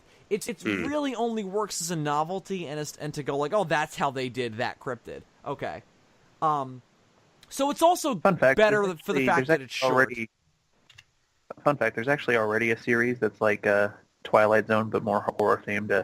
Right after Twilight Zone ended, or maybe not right after, there was probably some time that passed in between. Rod Serling did a series called Night Gallery, which is basically that 3 seasons. I Does it believe. have like monsters and stuff in it, or is it strictly like, oh, there's a killer? I'm sure I'm sure it's a mixture of all those things. Oh, interesting. I've heard of Night Gallery. I didn't know it was strictly horror themed. I mean, I guess the title could have told me that, but there it is. Yeah, I think it's like the reverse of Twilight Zone, where like Twilight Zone is a mix of Fantasy horror and fiction elements. And or science fiction. there are some horror elements, but it leans more to the science fiction side. My understanding of Night Gallery, I haven't actually watched it yet. I'm going to binge that when I finish watching Twilight. Is that it's the opposite? It leans more in the horror direction. Interesting. So Lost Tapes, again, it falls down because they're also not clear enough about what they're showing you is not real. They're very clear about, like, what you're seeing is graphic as fuck, which it's not that graphic. That's what they make a big deal of at the beginning and the end. So, Andres, I can't believe you haven't seen this before, and David, you're only vaguely familiar with it. So, I thought this was more well remembered. Familiar with it? I used to watch it all the time. Oh, okay. So you're more familiar. David is vague about everything. That's true. That's very I'm true. vague about certain aspects about what I know. Life. About your basement. Yep. Well, I do have a basement. And your bicicleta. I called this I call this Blair Witch the Bigfoot edition, but it occurs to me that it's probably more similar to like Boggy Creek. Yeah. With like a short. Yeah, you know what, Dylan? You're absolutely right. This is Boggy Creek, the TV series, and that's not a good thing. Listen, I like it. And again, it's more conceptual, but the concept is really good. And it is... I'm glad it exists, because what you see is just amazing sometimes in the best and worst ways. So that's why we're going to do a commentary on it. There's not a whole lot of like interesting historical or socially relevant stuff to discuss here. It's just a fucked up, interesting thing to point at, isn't it? To see how they handle some of the cryptids, and to see some of the cryptids that they handled. They're not all strictly cryptids that you can necessarily like... that they necessarily have like, backlogs of sightings and, stuff that, we still theorize about now. It's all stuff, there's some stuff that's like strictly folklore and strictly fictitious monsters like vampires and werewolves and shit, and witches and demons and stuff like that. But, there's plenty of Jersey Devils and Bigfoots and Mothmen and all that. We're not going to do commentaries on any cryptids that we've already discussed on this show, because I figured that would be a little more boring. And you guys can go look at the, screen caps of the 2-second glimpses of the cryptids you can get online, because you don't get a real good look at them in any of the episodes. That's part of the low-budget crap nature of this. But I watched it all the time, just like Dave, when it was on. I loved it. I sometimes wondered if it was real initially, and then I looked into it and realized, oh yeah, this is fake. But like I said, this is not clear enough about that. The opening of, as I'm looking at every episode, is the presence of hidden creatures is the subject of continued debate. Not what you're about to see was shot for cameras and is totally fake. Except the brief interviews with maybe scientists at the beginning. So we'll look at it and discuss it together. There's actual... Oh, they're auto-generated. Don't do that. There looks like there might be subtitles, but I think they're auto-generated, so we know the hilarity that'll create. I'd rather just look at the fucked up imagery. So I'm going to give you guys the link to the first one we're going to talk about. We're going to start with one from Season 1. It looks like we may only be able to do that, but like I said, we'll see where we are at the end of this one. This one is entitled, like I said, no cryptids we've discussed on the show already. So this one I picked because it's certainly one we haven't discussed, and one that I thought was well out of the way from what we've done in the past. We're going to be discussing the Oklahoma octopus. So a link to that is coming through Skype right now. You guys should click on it and get to 00. I've got it muted because I've seen this already. Okay. We want to put on the auto-generated subtitles? Yeah, because I think that'll create distracting... Some comedy for you. distracting hilarity.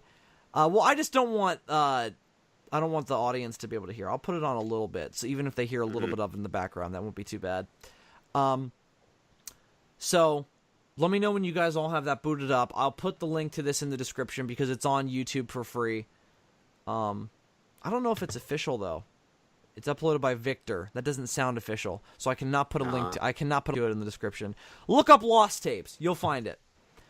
Season 1, Episode 5, Oklahoma Octopus. And like I said, we're gonna do Season 1 because initially they were more firm on the concept. You know, they were more firm on the concept of wouldn't. You know, all these cryptozoological shows struggle to make you think what they're presenting you as real anyway. So why don't we just create a horror show that creates the horror that all those other shows have to like really struggle to get across? You know, we're just gonna make that ourselves. So again, I liked that concept, and let's see how they handle it with the octopus.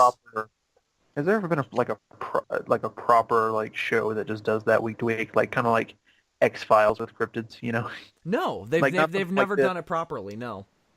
Like not something like this, but something that does it in just a straight up narrative kind of way. Nope, they've never done it properly. I've always wanted to see it. Kind of wanted to write it. But yeah, they've never. They kind of did in Japan. Ultra Q. That's not cryptids. That's aliens. Those are monsters. Oh, they're not all aliens either, are they? No. No, they're not. Okay, so I guess. But I mean, an American-based one that's either strictly or largely based around like real mythological or urban legend type creatures. That's what I'd like to see. The problem you would run into though is like after 2 or 3 seasons, you'd run out of real ones and start having making shit up. Well, I mean, you could do different stuff with the ones you've already used, mix them together, do like a Chupacabra versus Yeti or whatever. I know there was Supernatural, that kind of show. Cave demons versus Oklahoma octopi. I vaguely remember there was a show on Cartoon Network for a while. It was like a family that hunted. The Saturdays? Saturdays. I didn't really like that. I gave that a go when it was on because it had cryptid in the title. Didn't really like it. Mm-hmm. It was too modern Cartoon Network for me, and that wasn't even modern Cartoon Network at that time. No, that was like Ben 10 Cartoon that was Network. Ben 10 Generator Rex. Mm. We weren't All in right. the real shit. Do you guys have the link open? Yeah. I'm working on it. I'll also say I think the other mistake is putting this on Animite because they're largely, or they at one time were known for documentaries, so not so much now. Like, now they're known for. We have a crazy fish tank that we're gonna make for this celebrity. That's like putting alien shows on the History Channel. Mm-hmm. Who would ever do that? Megalodons on the Discovery Channel. Fake shark documentaries. Or it's like putting a ghost hunting show on any network that is supposed to be factual. Like the Sci-Fi Channel. Well, no, there it's fine. That's not even sci-fi. Yeah, now they're sci-fi. Mm-hmm. How have they not changed that in this climate where everybody makes fun of that every day of their lives? Because I certainly do. They don't give a fuck. Son. They just should. Out there making their shitty shark movies. They ain't got time for that. Yeah, they're raking in that dough. Are they? Oh, they're already up to number 5. Why do you think they keep making these fucking Sharknado movies and any other stupid shark? Because people are stupid enough to fall for their fake bad movie bullshit. It's so bad that it's good. Not Tara Strong. What's her name? Tara Reid. Tara Reid. She's got a metal hand. Isn't that cool? It's not. Are you using a chainsaw for like the 20th time? Maybe it was the first time. Maybe it even still was the second time, but it's way played out now. I've long been of the opinion that Sharktopus should have been the series to really take off and become popular. They made like 2 or 3 Sharktopus movies. Mega Shark should never have become a series. There's 4 Mega Shark movies? There's 3 of those motherfuckers, man. There's Sharktopus, the original, the classic, the Citizen Kane of Sharktopus movies, if you will. Then there is the sequel, Sharktopus versus Terracuda, about a pterodactyl / barracuda. And then the third movie, which may be the most ridiculous, is Sharktopus versus Whale Wolf, who is a mixture of whale and werewolf. But to get real for a second, it could have been even crazier because the original title for number 3 that I had heard announced was Sharktopus versus Mermantula. Oh, they changed it? So werewolf probably a safer choice on their part. That would have been better to be Mermantula. Much like a Godzilla, the original Sharktopus was killed at the end of his movie, and the Sharktopus in the sequels is another Sharktopus who we saw survive at the end of the first movie, a la Godzilla '98. And there is well, thank God they had such forethought in their narrative. Yes, and there's your little history lesson on Sharktopus. Now, don't even get me started on the shitty Lake Placid sequels. Oh God, those are or Mega Shark. I can never get into Mega Shark. You know what? Another good one was. Mega Shark is better than Sharktopus. I got news for you. No, it's not. No, is it? I've actually not seen the Sharktopus sequels. I thought the Mega Shark movies were better than the first Sharktopus, though. I've only seen the first Mega Shark movie. Oh, no, and it was fucking boring as sin, and it's like the actual fight itself is like 2 minutes long, and it's like the same 3 seconds of CGI footage, like it's repeated hilarious, yeah. over. But it's more. No, it's not. It's like it's sad and disappointing because you're. The first Sharktopus is hilarious. Okay, this is a movie that features a man getting killed by the Sharktopus and yelling aloud, "Oh no, not like this!" There's another scene where Roger Corman himself is walking along the beach and he sees a little girl find a coin. And then she gets killed by the Sharktopus, and he just shrugs and takes the coin. It is a genius, hilarious movie. It's got Ralph Garman in it, Bill. Oh yeah, that's Ralph right. Garman. I forgot about that. Ralph fucking Garman. Yeah, he's good in that. Playing Jerry Ralph Lewis. fucking Garman. Do you guys all have like the episode up yet, or? Yes, we've been having this episode for the last 10 minutes. No, we were waiting on somebody. You know what? We're waiting on you, Bill. No, I've got it. Dylan, do you have it? It's all good. I got it, man. I was just going to say real quick before we start, another good Sci-Fi Channel original movie from that era that is in the same vein as Sharktopus was Piranhaconda. I haven't seen that one either. Well, See, yeah. Mega Piranha was another really good one. Because that was, No, it wasn't. It was in awful. In the sense that it was hilariously awful. Did you not see him bicycle kick those fucking piranhas? Okay, What's wrong with okay. you? That was good. They literally they attack a city like Blitzkrieg style, like just not Blitzkrieg style, like suicide bomb style, just like throwing themselves into buildings. It's amazing. Your sense of cinema is off, Andres. I feel. I know I described the movie Trailer Park Shark.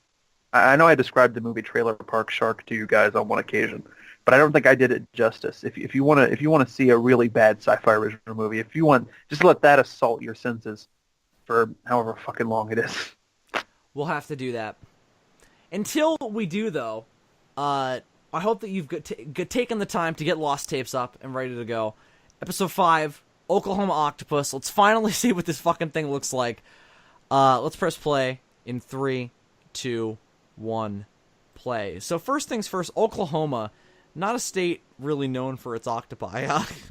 No, it is not. I know the first thing I think of when I think of exciting monster story is Oklahoma. Yeah.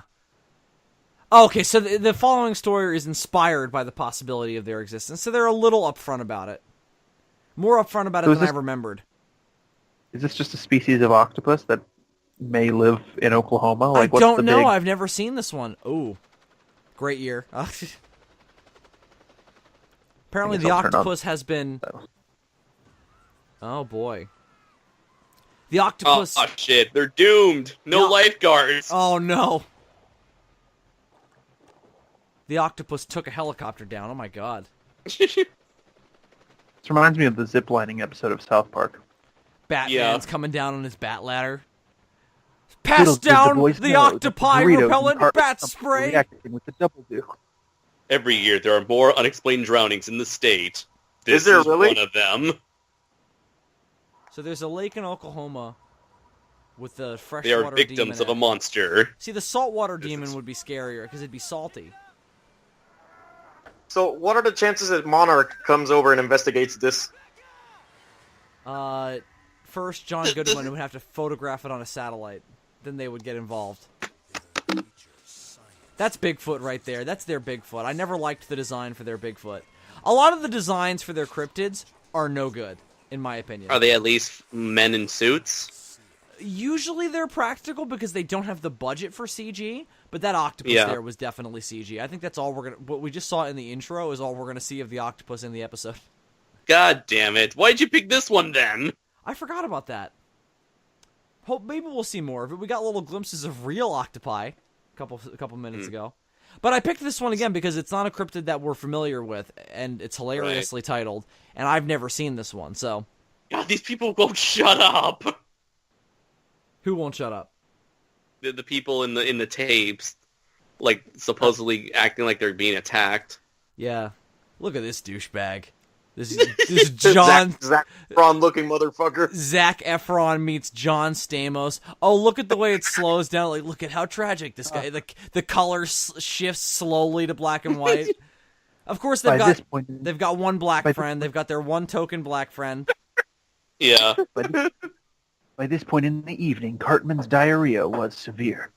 We're just a bunch of young college students just trying to discover what it means to be alive in Oklahoma. Why the things that these boring Why are they states, vacationing in Oklahoma?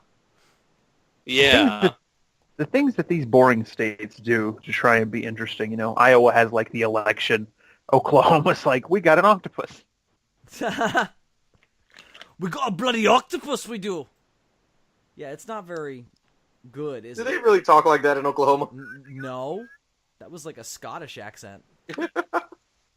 No, man, this is Oklahoma where the wind comes swooping down the plain. I've never been to Oklahoma, but it seems just like I have a terrible... family there. I've been there.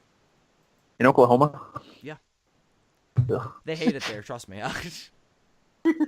Oh, they got their token Asian friend. Tornadoes. Why don't they shit. leave? Why don't they leave? It's a good question. Oh, because it's I bet it's cheap to live there. Why don't they just push it somewhere else? Yeah, you're right, D. Why don't we just remove Pennsylvania? The cinematography in this is fucking garbage. It's found footage, so yeah. What the fuck? What was up with the weird trends? But Why is everything all pixelated? But it's way too overt, and it's not like... Oh, it's I either noticed. too Like, self-aware or not self-aware enough. They're trying too hard to make it feel like found footage.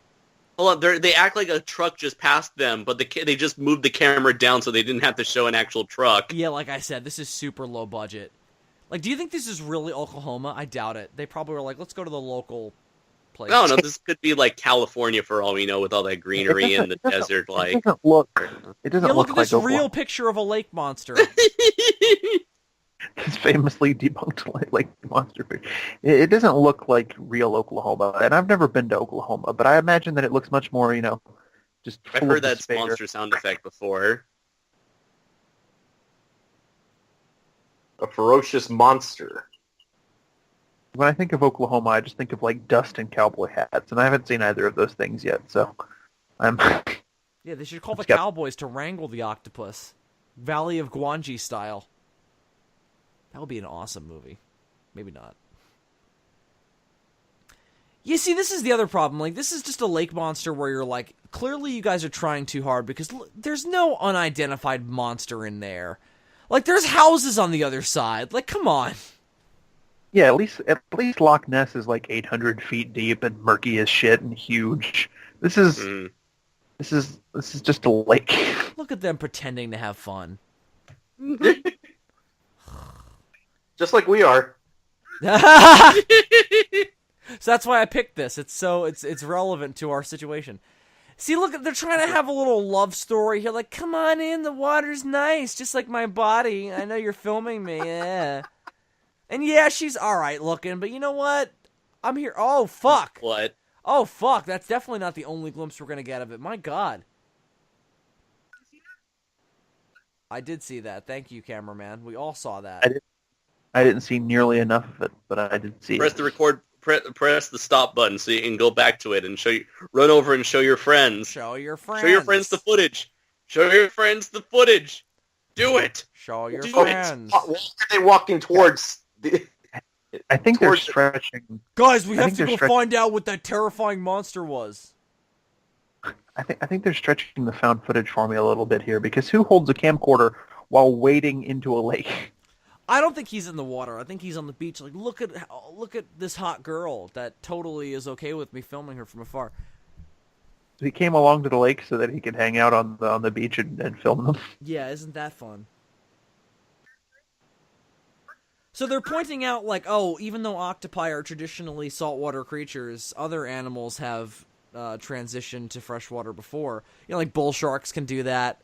They can't really go in lakes, though. Yeah. There is some lake or body of water that's closed off somewhere that has sharks in it for some reason. Dylan, you told me about it at one point, I think. Yeah, there was a flood, and a bunch of sharks got washed into this like pond that's on a golf course. So went after those balls, but That's so Yeah, that metal. was- I want to play golf on that course so bad. Can you even play golf? Yes. That's feel why like you that was used to be skinny Wait. in junior high I school. want to say I'm that was in skinnier Australia. now than I was in, no, maybe not in junior high school. Wow. But certainly normal high school. We've talked about this before. No, we didn't. We never compared current skinny Bill to past skinny Bill. I feel like I could do a whole... You remember the band, the Two Skinny Dudes from that vampire Scooby-Doo movie? I feel like I could be that band myself, with past versions of myself. God, I forgot about the two skinny dudes. I just reminded you, though. See, look at... Our cameraman is like a Zac Efron looking dude. This guy's like a Dave Franco looking dude, and that's not good. So you'll be happy that the Dave Franco dude will die? I gotta go, like, fight the octopus and, like, stop it and stuff, because it's gonna... With my pecs. It's gonna be uncool. It's gonna be totally uncool. Like, what's happened in this so far? Like, this is such a bad horror movie. Like, this is a horror movie that I would have made in college because it's so limited in scope. What's up? So, like, you isn't think- it so incredible that we're, like, spending alone time together? Like, oh my god. Like, it's so amazing that, like, we're on the water and it's the same exact day. And there's an octopus. And, like, what are we gonna do about that? You know what's really smart? Bringing your camcorder on a canoe. Nothing's gonna go wrong in this scenario. There has been zero speculating from scientists like there is in every other episode of the show. So that just tells you how credible this one is. Because there's no scientist going like, hey guys, maybe there's an octopus in Oklahoma. Nobody, no man with science or journalism or any semblance of sense is spouting that nonsense. Because there's no way they had a waterproof camera. This is 2009. Well, they appear to now because they're using it. Were waterproof cameras a thing in 2009? I assume that we were all still using telegrams. Yeah, without a doubt. Somebody just got octopused. Oh, good. They got octopusied. Oh my god, never mind. When is something gonna happen in this fucking show? Hardly anything happens on this show. Yeah, I mean, that's the thing. I just think that there isn't enough there for this to be a horror show for it to work as that, you know? It needs to either be a straight-up cryptid discovery show, quote-unquote, or be a straight-up cryptid horror show. Do you guys agree? Or do you think this weird middle ground works? I mean, why do you think we chose Lost Tapes for me to fall asleep on Bill's couch to, you know? Right, yeah, that's true. Although we got through one of them. We passed out during the second one. Wait, passed out? Yeah, Ouch. this is the first night that you left us earlier because Dylan missed his flight. That was the year where that okay. happened. Oh, all right. So he came back and we so I watched wanna Lost Tapes. That night consisted of going to where did we eat? Fucking Five Guys. Five Guys. Yeah. Then going to see Dawn of the Planet of the Apes again. Then getting a history lesson on Angel, and then watching Lost Tapes and falling asleep. I don't think that was that time because I wasn't into Angel at that point. Oh, was that the next year? I guess. No, because the next year was the year that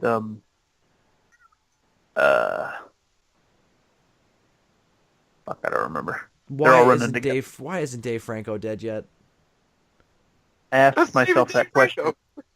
I asked myself that question every day that I was watching the last season of Scrubs, but it never happened.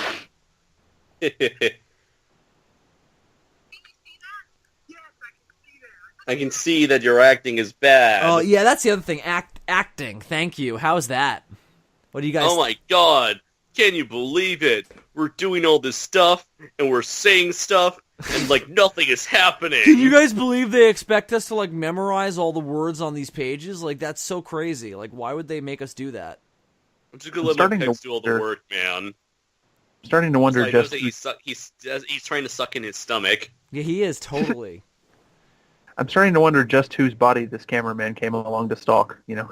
Yeah, he's drifting. He's drifting a lot between this dude and the blonde chick.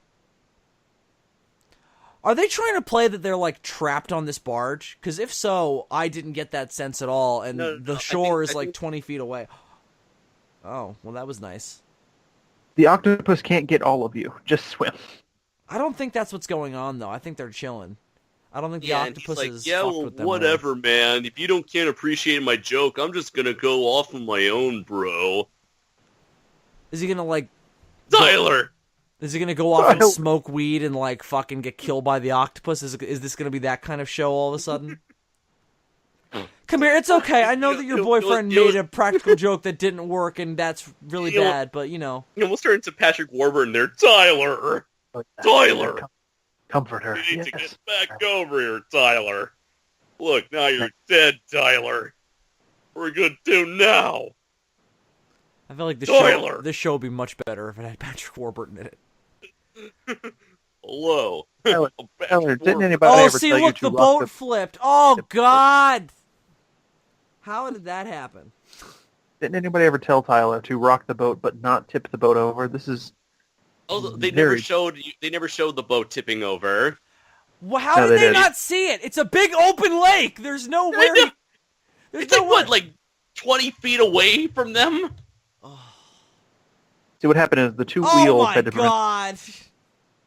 The two wheels had to prevent him from kissing the girl, or else, Ursula was going to be pissed. So they tipped the canoe over, Also, if the octopus was that strong, it should be really big. And if it was that big, it would have made more of a splash. It doesn't look that big, though. It doesn't look that much bigger than a real octopus. Yeah, what size is this octopus even supposed to be? Are we talking about releasing? Have they even hazarded that yet? I don't even know if they have. Nope. Oh my God. Our boyfriends are underwater. Isn't that so crazy? Like, I'm just saying, on a scale of Finding Dory... You didn't tell anyone that something was in the water! on a scale of Finding Dory to Pirates of the Caribbean, I really need to know how big this octopus is. So, he didn't tell them about the giant octopus he saw earlier. Right. I was telling it, like, show your friends. They might be in danger because sometimes octopuses can be fucking poisonous. Oh my God. I mean, he should have been like, oh guys, look at this fucking monster. It's fucked up, huh? Shake your hand some more. Oh, he's trying to explain it to you, Andres. Each arm of the octopus has a lot of strength. The suckers help a lot. That's what this movie catch tiny fish. A powerful beak kills the prey and bites it into pieces, Andres. Did you know that? This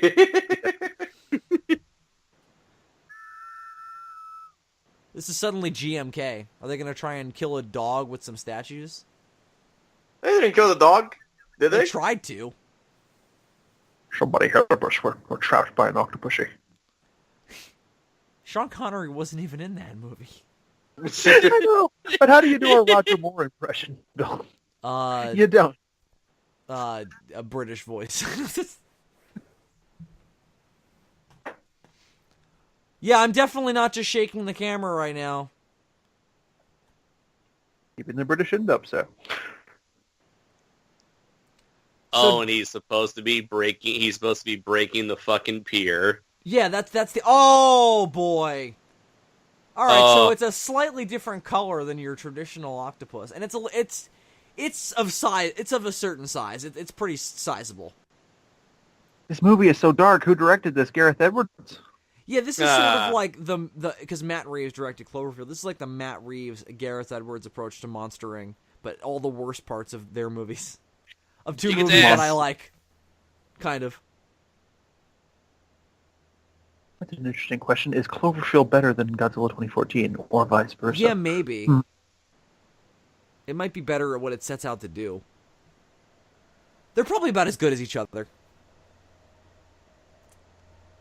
I mean, Godzilla 2014 has the benefit of having Godzilla in it, so you know. Now move the camera to a little bit to the left, damn it. Just a little bit to the left, a little bit to the right. I'm still filming because everything's alright. You're right, why he's not holding the camera anymore. Why is he still recording? Look at how pronounced his spine is. Does he have some kind of, like, horrible injury? Like, he looks like the Abomination. Yeah, that's this weird thing they do, Andres, in these found footage movies a lot of the time. They need the character who's usually holding the camera to be in frame. So they'll just have him set the camera down but not turn it off. Why is he going in the water? I thought he was going in the water. Oh, no, they're both going in the water. Oh, no. Why would you do that? Oh, well, I mean, I guess, again, the shore's not that far, so swim, you fucks. Haven't these people seen The Shallows? What you want to do? Or Actually, just Please tell me this use is your almost over. cell Oh, thank God phone. this is almost over. Yeah, of course it is. That was really Actually, don't short even and nothing happened. Yeah, I mean, that's what I told you. Yeah, I warned you. I actually don't even remember how the girl got out of The Shallows, so I don't know why I'm scolding them. Now we're going to hear them. Oh, yeah, no, scream. she, like, murdered the shark. That movie gets way too over the top at the end for my liking. Which one, Deep Blue Sea? Oh, come on, Bill. That was The fucking Shallows. awesome. She impaled that shark, Bill. It was great. Yeah. Because that's what shark attack victims do. They impale sharks. Oh, yeah. No, it's much more realistic to put a can of compressed air in its mouth and then shoot it. They weren't really... That's true. You make a solid argument. How? It's a shallow lake, Yeah. and octopuses can't digest all that shit. Yeah, they should have been able to, like, drain the bottom and find it. Like, that's crazy. And look, this is their evidence for the octopi, all these fake pictures of lake monsters. It was inspired by the possibility. So, Andres, were you inspired by the possibility? Do you think they live... Oh, let me ask you the iconic Lost Tapes question, Andres. Do they live among us? Sure, I have been convinced. I have seen the error of my fucking ways. Great.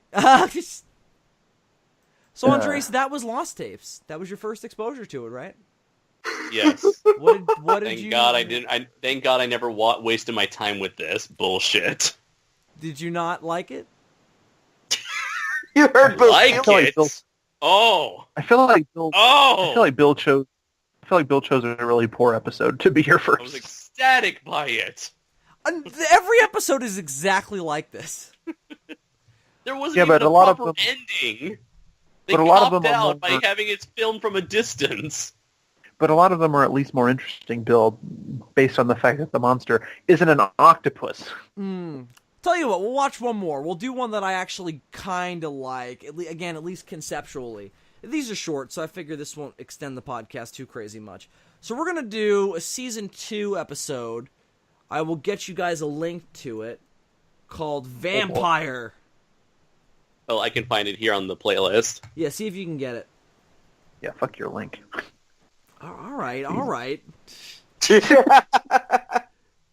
There's no need for that.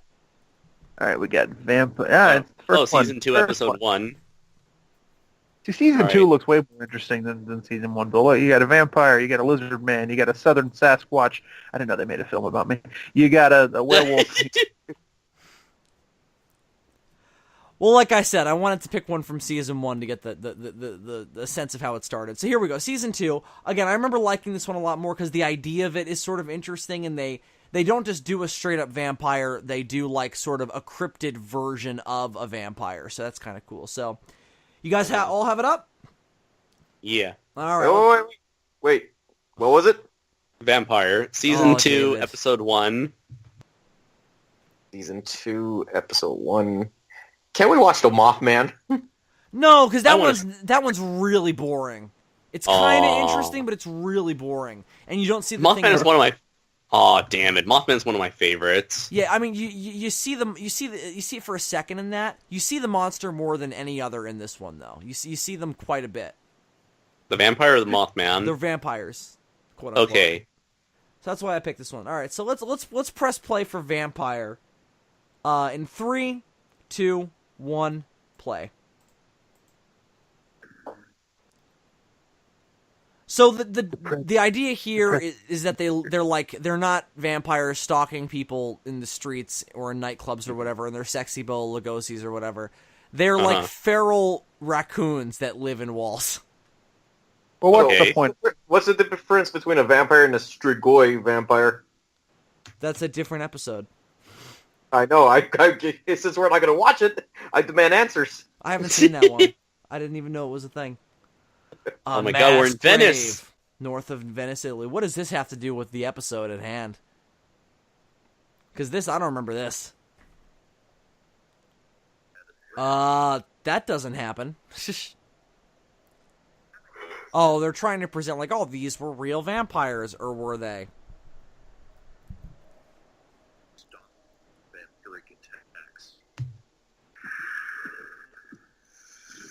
One of you guys has it a little too loud.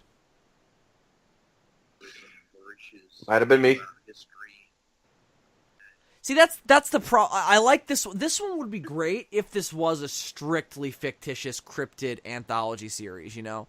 Because it presents a good, like, oh, here's what a vampire could be if they were like a real animal, you know? Oh, but obviously that's just too much. They couldn't afford to pay an editor for that much to edit that much footage together, Bill. Or and also like actors to act it out. All right, or even HD, or actually film quality cameras, like what Unsolved Mystery uses. That's why everything's all found footage because it's cheaper. I wonder who they auditioned for actors for this. They probably went on Craigslist. Yeah, but like I said, it's like you go to Craigslist or Backstage or whatever. Whatever internet-based site will get you people quickly. That was the Jersey Devil we just saw a glimpse of there in the intro.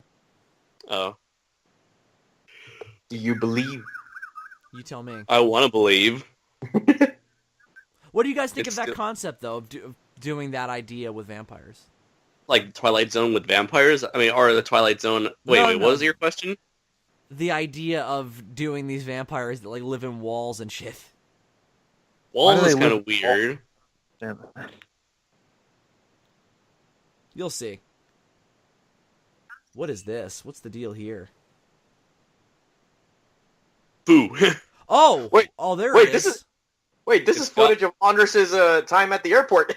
This is the 90s Chupacabra sci-fi movie. This is when, remember, Bill, this was when we were trying to fill up our gas tank and a homeless guy kept harassing us. Oh, he was like, oh, the new Jurassic Park, man, I'm excited. I'm like, I don't care. Wait, really? That happened? He didn't say that. He was just saying, like, oh, can you help? Give me some help and leave us alone. Oh, you need some help putting in that gas? Dude, leave us the fuck alone. I swear I'm going to call the cops on you. Wait, was this in California? Yeah. This was this is in LA. Trying to leave. But you had right before we left LA. Yeah. Wait, so after we disembarked your stuff. After you dropped us off at the mechanic's place. This is the house from Jumanji. They cut up a little boy, put him in the basement. Man, he's got a fine-ass wife. Whatever problems this dude has, he's not worth it. Nope. Oh, he is not. How does this dude have that wife? Maybe he's got the same charms that Kevin, what's his name? Kevin James from King of Queens has. He's probably more like Kevin James from Kevin Can Wait. Hey, so that means good news for you, Bill. Why? Because you're kind of like our Kevin James. Okay. If that's if that's the world you want to live in. In character or in the way the weight fluctuates? Both. How does this kid know how to operate a camera? I don't know. Oh, so one of the things I should point out, in case it's not clear, he's got a sleepwalking problem, so that's why they have a security camera in his room. Of course, that's to justify the security cameras. Right. Hi, honey, I'm your overly attractive mother. Let me be overly concerned for you so that way I can get FaceTime. How old is this kid supposed to be? Because based on this camera angle, he's 2 feet tall. His mother is 15. Is that how old you like him, Bill? Oh, God. Eat that. Walked into that one. Yeah, on occasion.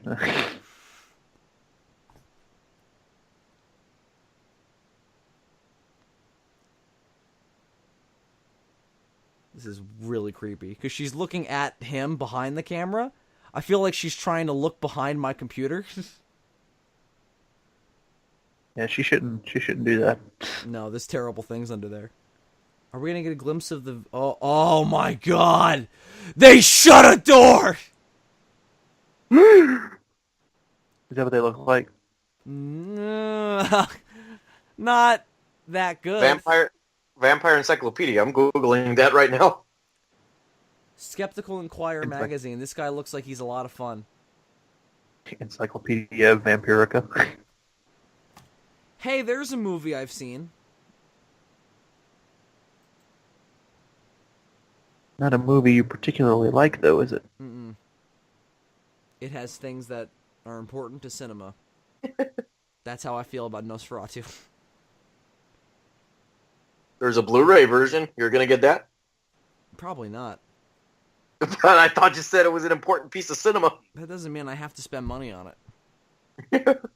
Even if it's $5? Especially since it's available for free on the entire internet. Why would I watch that when I can watch this episode of Lost Tapes? This is like the same thing. Is it, though? You'll see. It's a beat for beat remake, as you'll see in this particular sequence here. Oh, good. That fills me with so much confidence. Can the vampires create, like, video surveillance disturbance? Because that's what seems to be happening. I also just think the designs of these things are creepy. Like if I saw that in my room, I would not be happy.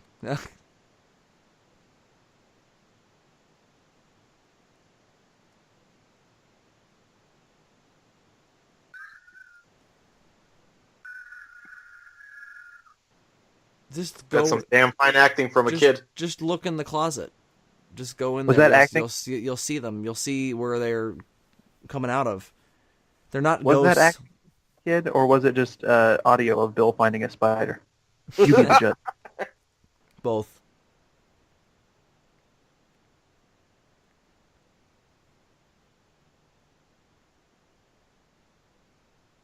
Look on the fucking surveillance camera that you have installed, you idiot. What are you even using it for, then? It's probably not a vampire. It's probably like the director from the Jeepers Creepers movie. Oh. That's what the skeptic guy is saying. Oh, boy. But It makes babe, sense. we were gonna fuck. Oh. Oh. Damn. Oh, this looks like Damn it. This looks like somebody we can trust. Oh, because mosquitoes and ticks and leeches are a thing. Vampires are a thing too. Yep. Yep, definitely. Without a doubt. You're absolutely right. Well, Bill, you realize, of course, that the vampire bat is a real animal, so clearly the debate is that. I'm sorry, you're right. They're absolutely all they live among us. You're right. I'm sorry. I fucked up. Yes, we know Nosferatu was a thing. Nosferatu looked into the camera. Can you use any other like movie a that's noob? not in the... Can't you get any other movie that's not at least in the public domain? They don't even have a budget to show an octopus. Why is there a chicken Because there? the vampire bat is drinking from it. Like a fucking sun kiss. Yeah, they primarily feed off small animals, such as chickens. And dogs and cows. And David's.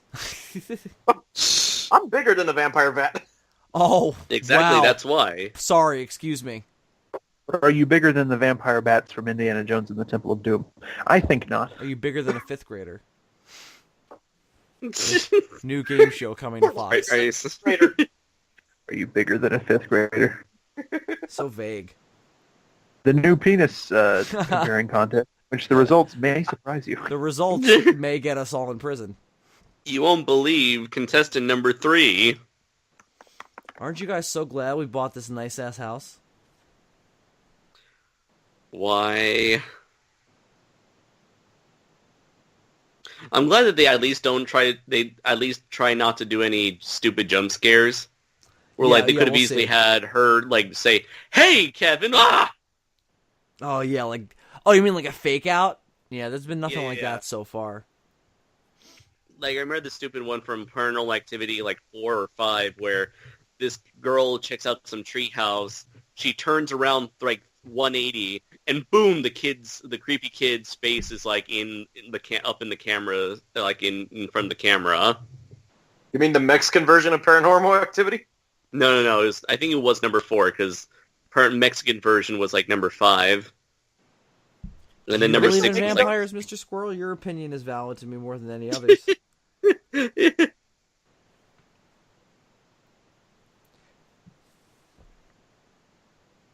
Yup, definitely go down there, kid. You're right. That's the way to go.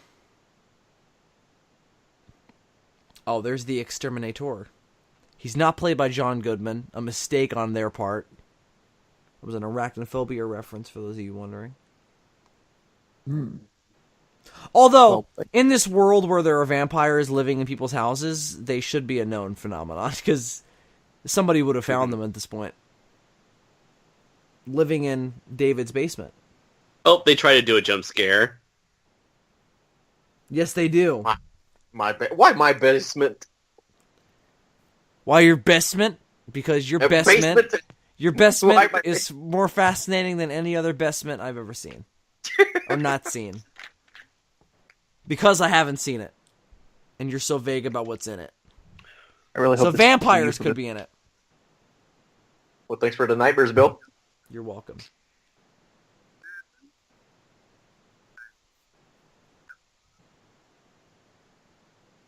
Like you. Yeah, this guy's He's gonna guy's die. a good role model. This He- is a he guy enjoy- who they are setting up to kill. He enjoys his job a bit too much. This guy is so dead. This guy is Brad Dourif in Graveyard Shift right now. He's done. He's not coming out of this alive. I Christian bet you Bale is an amazing that's actor. probably some advertisement right there for that whatever company was on his back. I doubt it. I doubt this show was doing much advertising. Outside of the commercial breaks.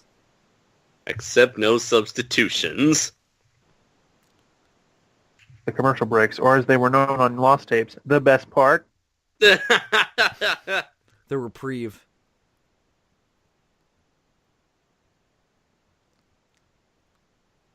Are those my hopes and dreams in there? They look pretty shitty, so maybe. See. Oh god, we can't believe we're already past the halfway point and nothing has happened. Outside Hey, of a vampire menaced a child. Oh shit. That's There true. it is. Oh shit. Vampire? Yep. There was Oh, God. there was a vampire. Did you guys see How the did they vampire? not hear him? Right. Also, didn't they ever wondered if he left or not? Considering that his truck is probably still fucking there. What a fucking idiot. Also, he... How are these people in July of 2009 the first people to find vampires in their house if they're just living in people's walls, feeding off them at night? Because they have a kid who has a sleep problem.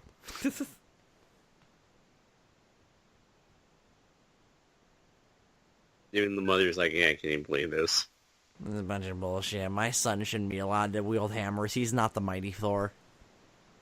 Can you imagine if that was like a subplot in like a Nightmare on Elm Street movie? A kid trying to stay awake at night because they don't want to get killed by Freddy, and then all of a sudden a vampire just comes into the room like, oh, I thought you'd be asleep. I'll come back Oh boy. later.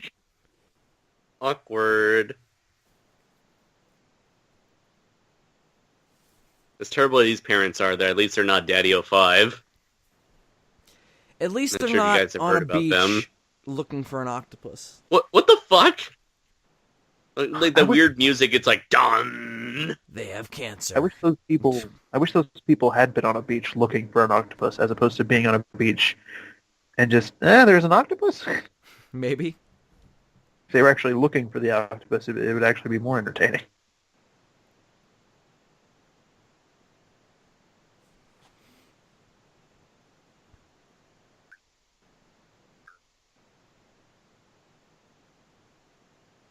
What does this have to do with vampires living in my wall? I don't care about your grandmother dying. I'm sure she was very nice, but you know what? Are those interviews at least real? The ones we're seeing, I mean, these are interviews with real people. I mean, these people They're- exist. I mean, it's probably as real Are as they those sex okay? Are they who they say they are? I guess. That's what the show is saying. I've seen some of these guys in other cryptid shows saying they were those people, so I guess so. Like seeing Bob Barker or Jack Horner in multiple dinosaur documentaries. Exactly. Bob Barker. He was Yeah, the guy who thought that he was- T-Rex the guy who Remember thought that to have T-Rex was his- a scavenger. Backer? Yeah, Backer. Backer. Bob Robert Backer. Backer. Bob Barker was the host of The Price is That's Right. what I was gonna say. Oh, Yeah. okay. So Bob Remember to Barker. have your T-Rex Bob spayed and Barker. neutered. Jesus. Aww. Yeah, definitely. Otherwise, you don't want those reproducing, or I would, but most people wouldn't. Mom, I don't think we're gonna have to pay the exterminator now. Okay, so bad news, there's a vampire. Good news, he ate all the rats. So, Yeah, and this kid just got fucked up, presumably.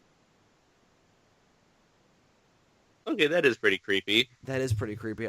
I like that they run around on all fours. it's definitely a better episode than Oklahoma. Oh, Octopus. see, Okay, at that's least the a mother great saw. moment. That's a great moment, too. Where she's just like, what are you doing, Jimmy? Fucking vampire. Oh, and he got to see. Okay, that's pretty convenient. Well, like, the strength just doesn't work enough for them all to get a glimpse of it. See, this thing's not big enough for me where I wouldn't just try. Oh, see, that's Whoa, holy shit! That's really strong. Why do you still hold the camera? Because he wants the whole world to see. So that must be a really strong vampire to be knocking the door over. Open the fucking door, damn it! See, I want to know who these actors are playing the vampires. See, Not a I would bird, pick up a the thing giant and vampire hit bat. them. Yeah. I mean, he can like kick him in the face or something. They're not that big. If Why you grab are something, they you going just- upstairs? Never go upstairs. They're presumably just animals, so you should be able to just just think like that, beat them down. It depends, though. Are Is it they, more- like... It depends on if they've got, like, that chimp strength, you know?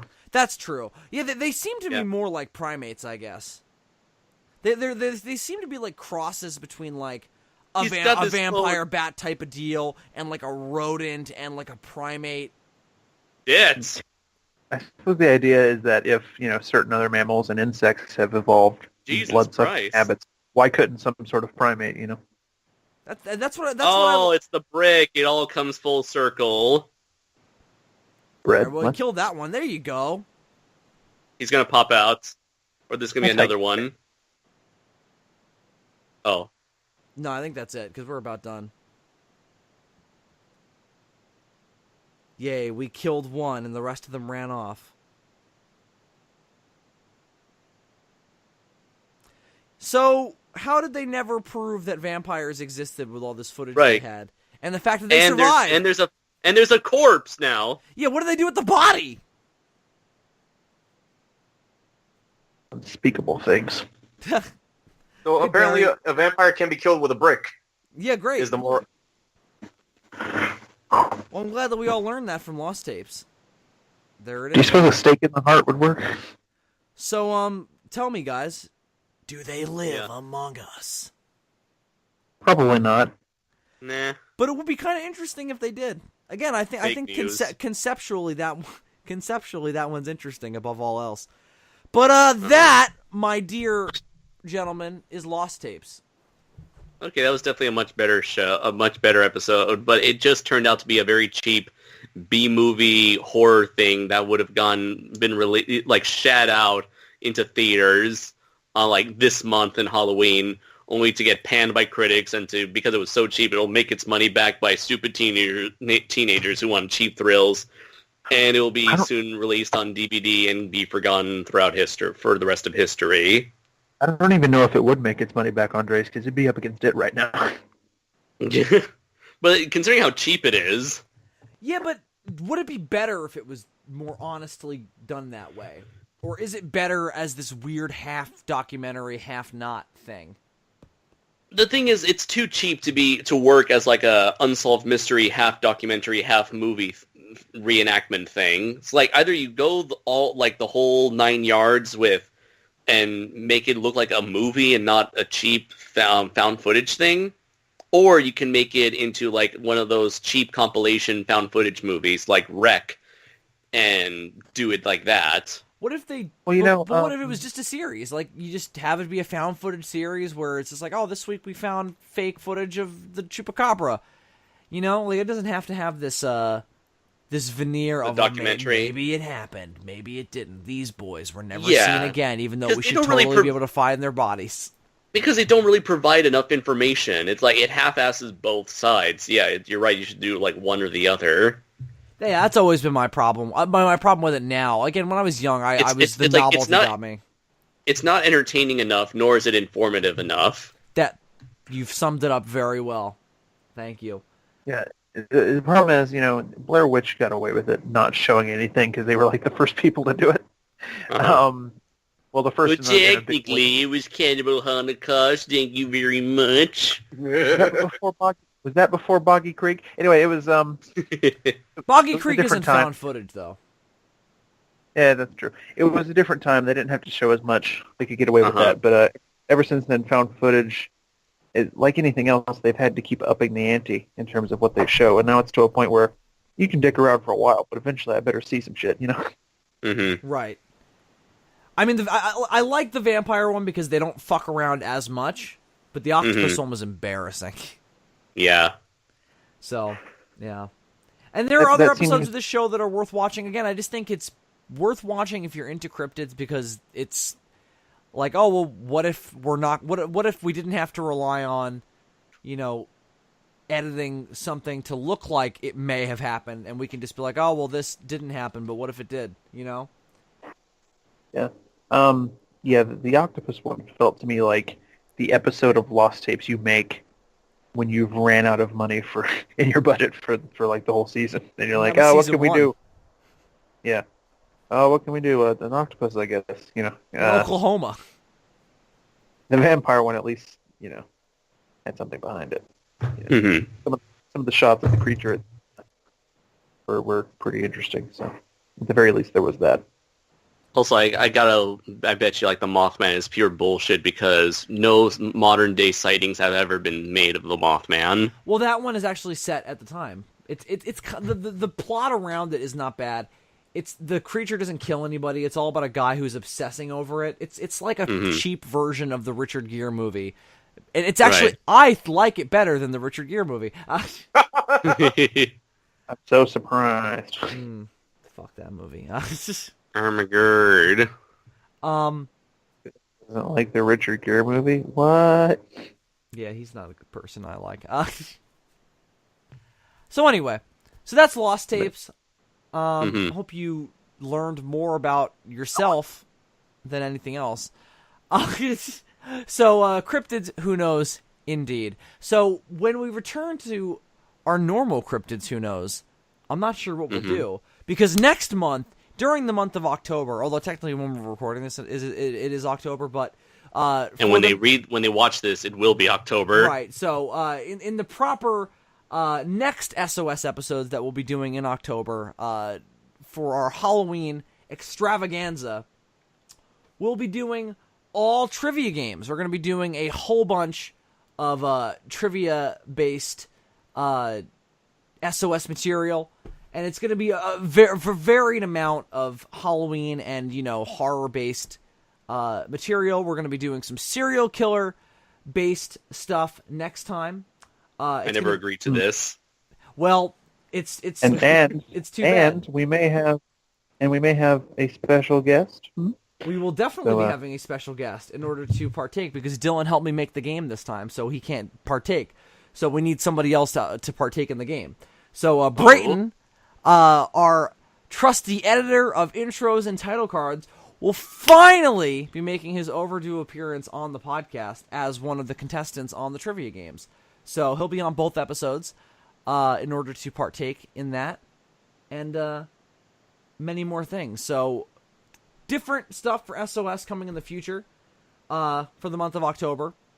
Hope you guys will enjoy. Andres, if there's any major news, you can, of course, still bring it on.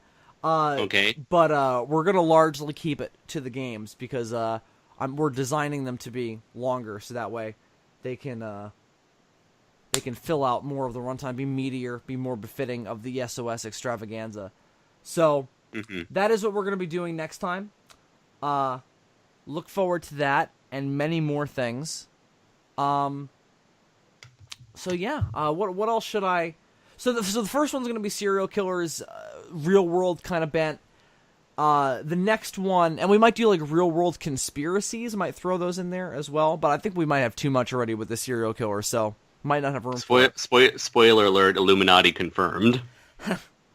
And the second one will be horror based, both kind of grounded fictional like slasher villains and stuff, and then we'll do like proper folklore monsters and entertainment based monsters. So we're gonna mix it up and kind of do trivia for any and all Halloween based material. So look out for that. We hope you will get excited. But yeah, so I think that's all we have to announce on that front. Oh, I can tell David's back because I can hear myself. So, guess what? What? What? Oh, no. Let me say it in your usual David fashion. What? Well, it's a good thing that I'm part of this podcast, because if not, I would have been dead, because I just been notified that there was a shooting next door to the casino that I work at. Oh, fuck. Holy shit. That is so wild. You would have been working had you not done this? Nah, I mean, they didn't call me for today, so that's another factor, but still, I could have been shot. Huh? So what you're saying is that this is irrelevant, because you weren't going to work anyway. I mean, yeah, and... Well, great. But if they called you, you wouldn't have gone because you were doing this. Probably. Hold on, I gotta call someone. They probably think I'm dead. Hold on. Okay. Oh my god. We were about to wrap up too. Well, I'm glad that David's not dead. Welcome to Vegas, ladies and gentlemen. But while he's not dead, is there anything else that anybody else has to announce before we wrap up? Let's see. While Dave experienced the first opening act of an episode of CSI, I'd like to remind everybody to also look forward to the other Halloween content coming to you in October from this channel, which will be our commentaries of the night, covering classic Universal monster movies in our commentary fashion, as well as a full slate of horror reviews all 4 weeks for DFOS. We're we're triple downing in every genre on this goddamn channel. It's going to be all Halloween. Every podcast, every commentary will all be Halloween. Probably. 9 more seasons, Morty. It's going to be... God. Oh, jeez, Rick. It's going to be insane. And maybe overdose, but, we'll have to do it before we can determine that. But, okay, I guess for me, be sure to check out my review for Rebirth of Mothra 3. As I mentioned in the past, I also started a new show with Brayton, a new monthly live series called Audio Synchronicity. The first episode was a major success. I'm glad everyone who participated was able to do so.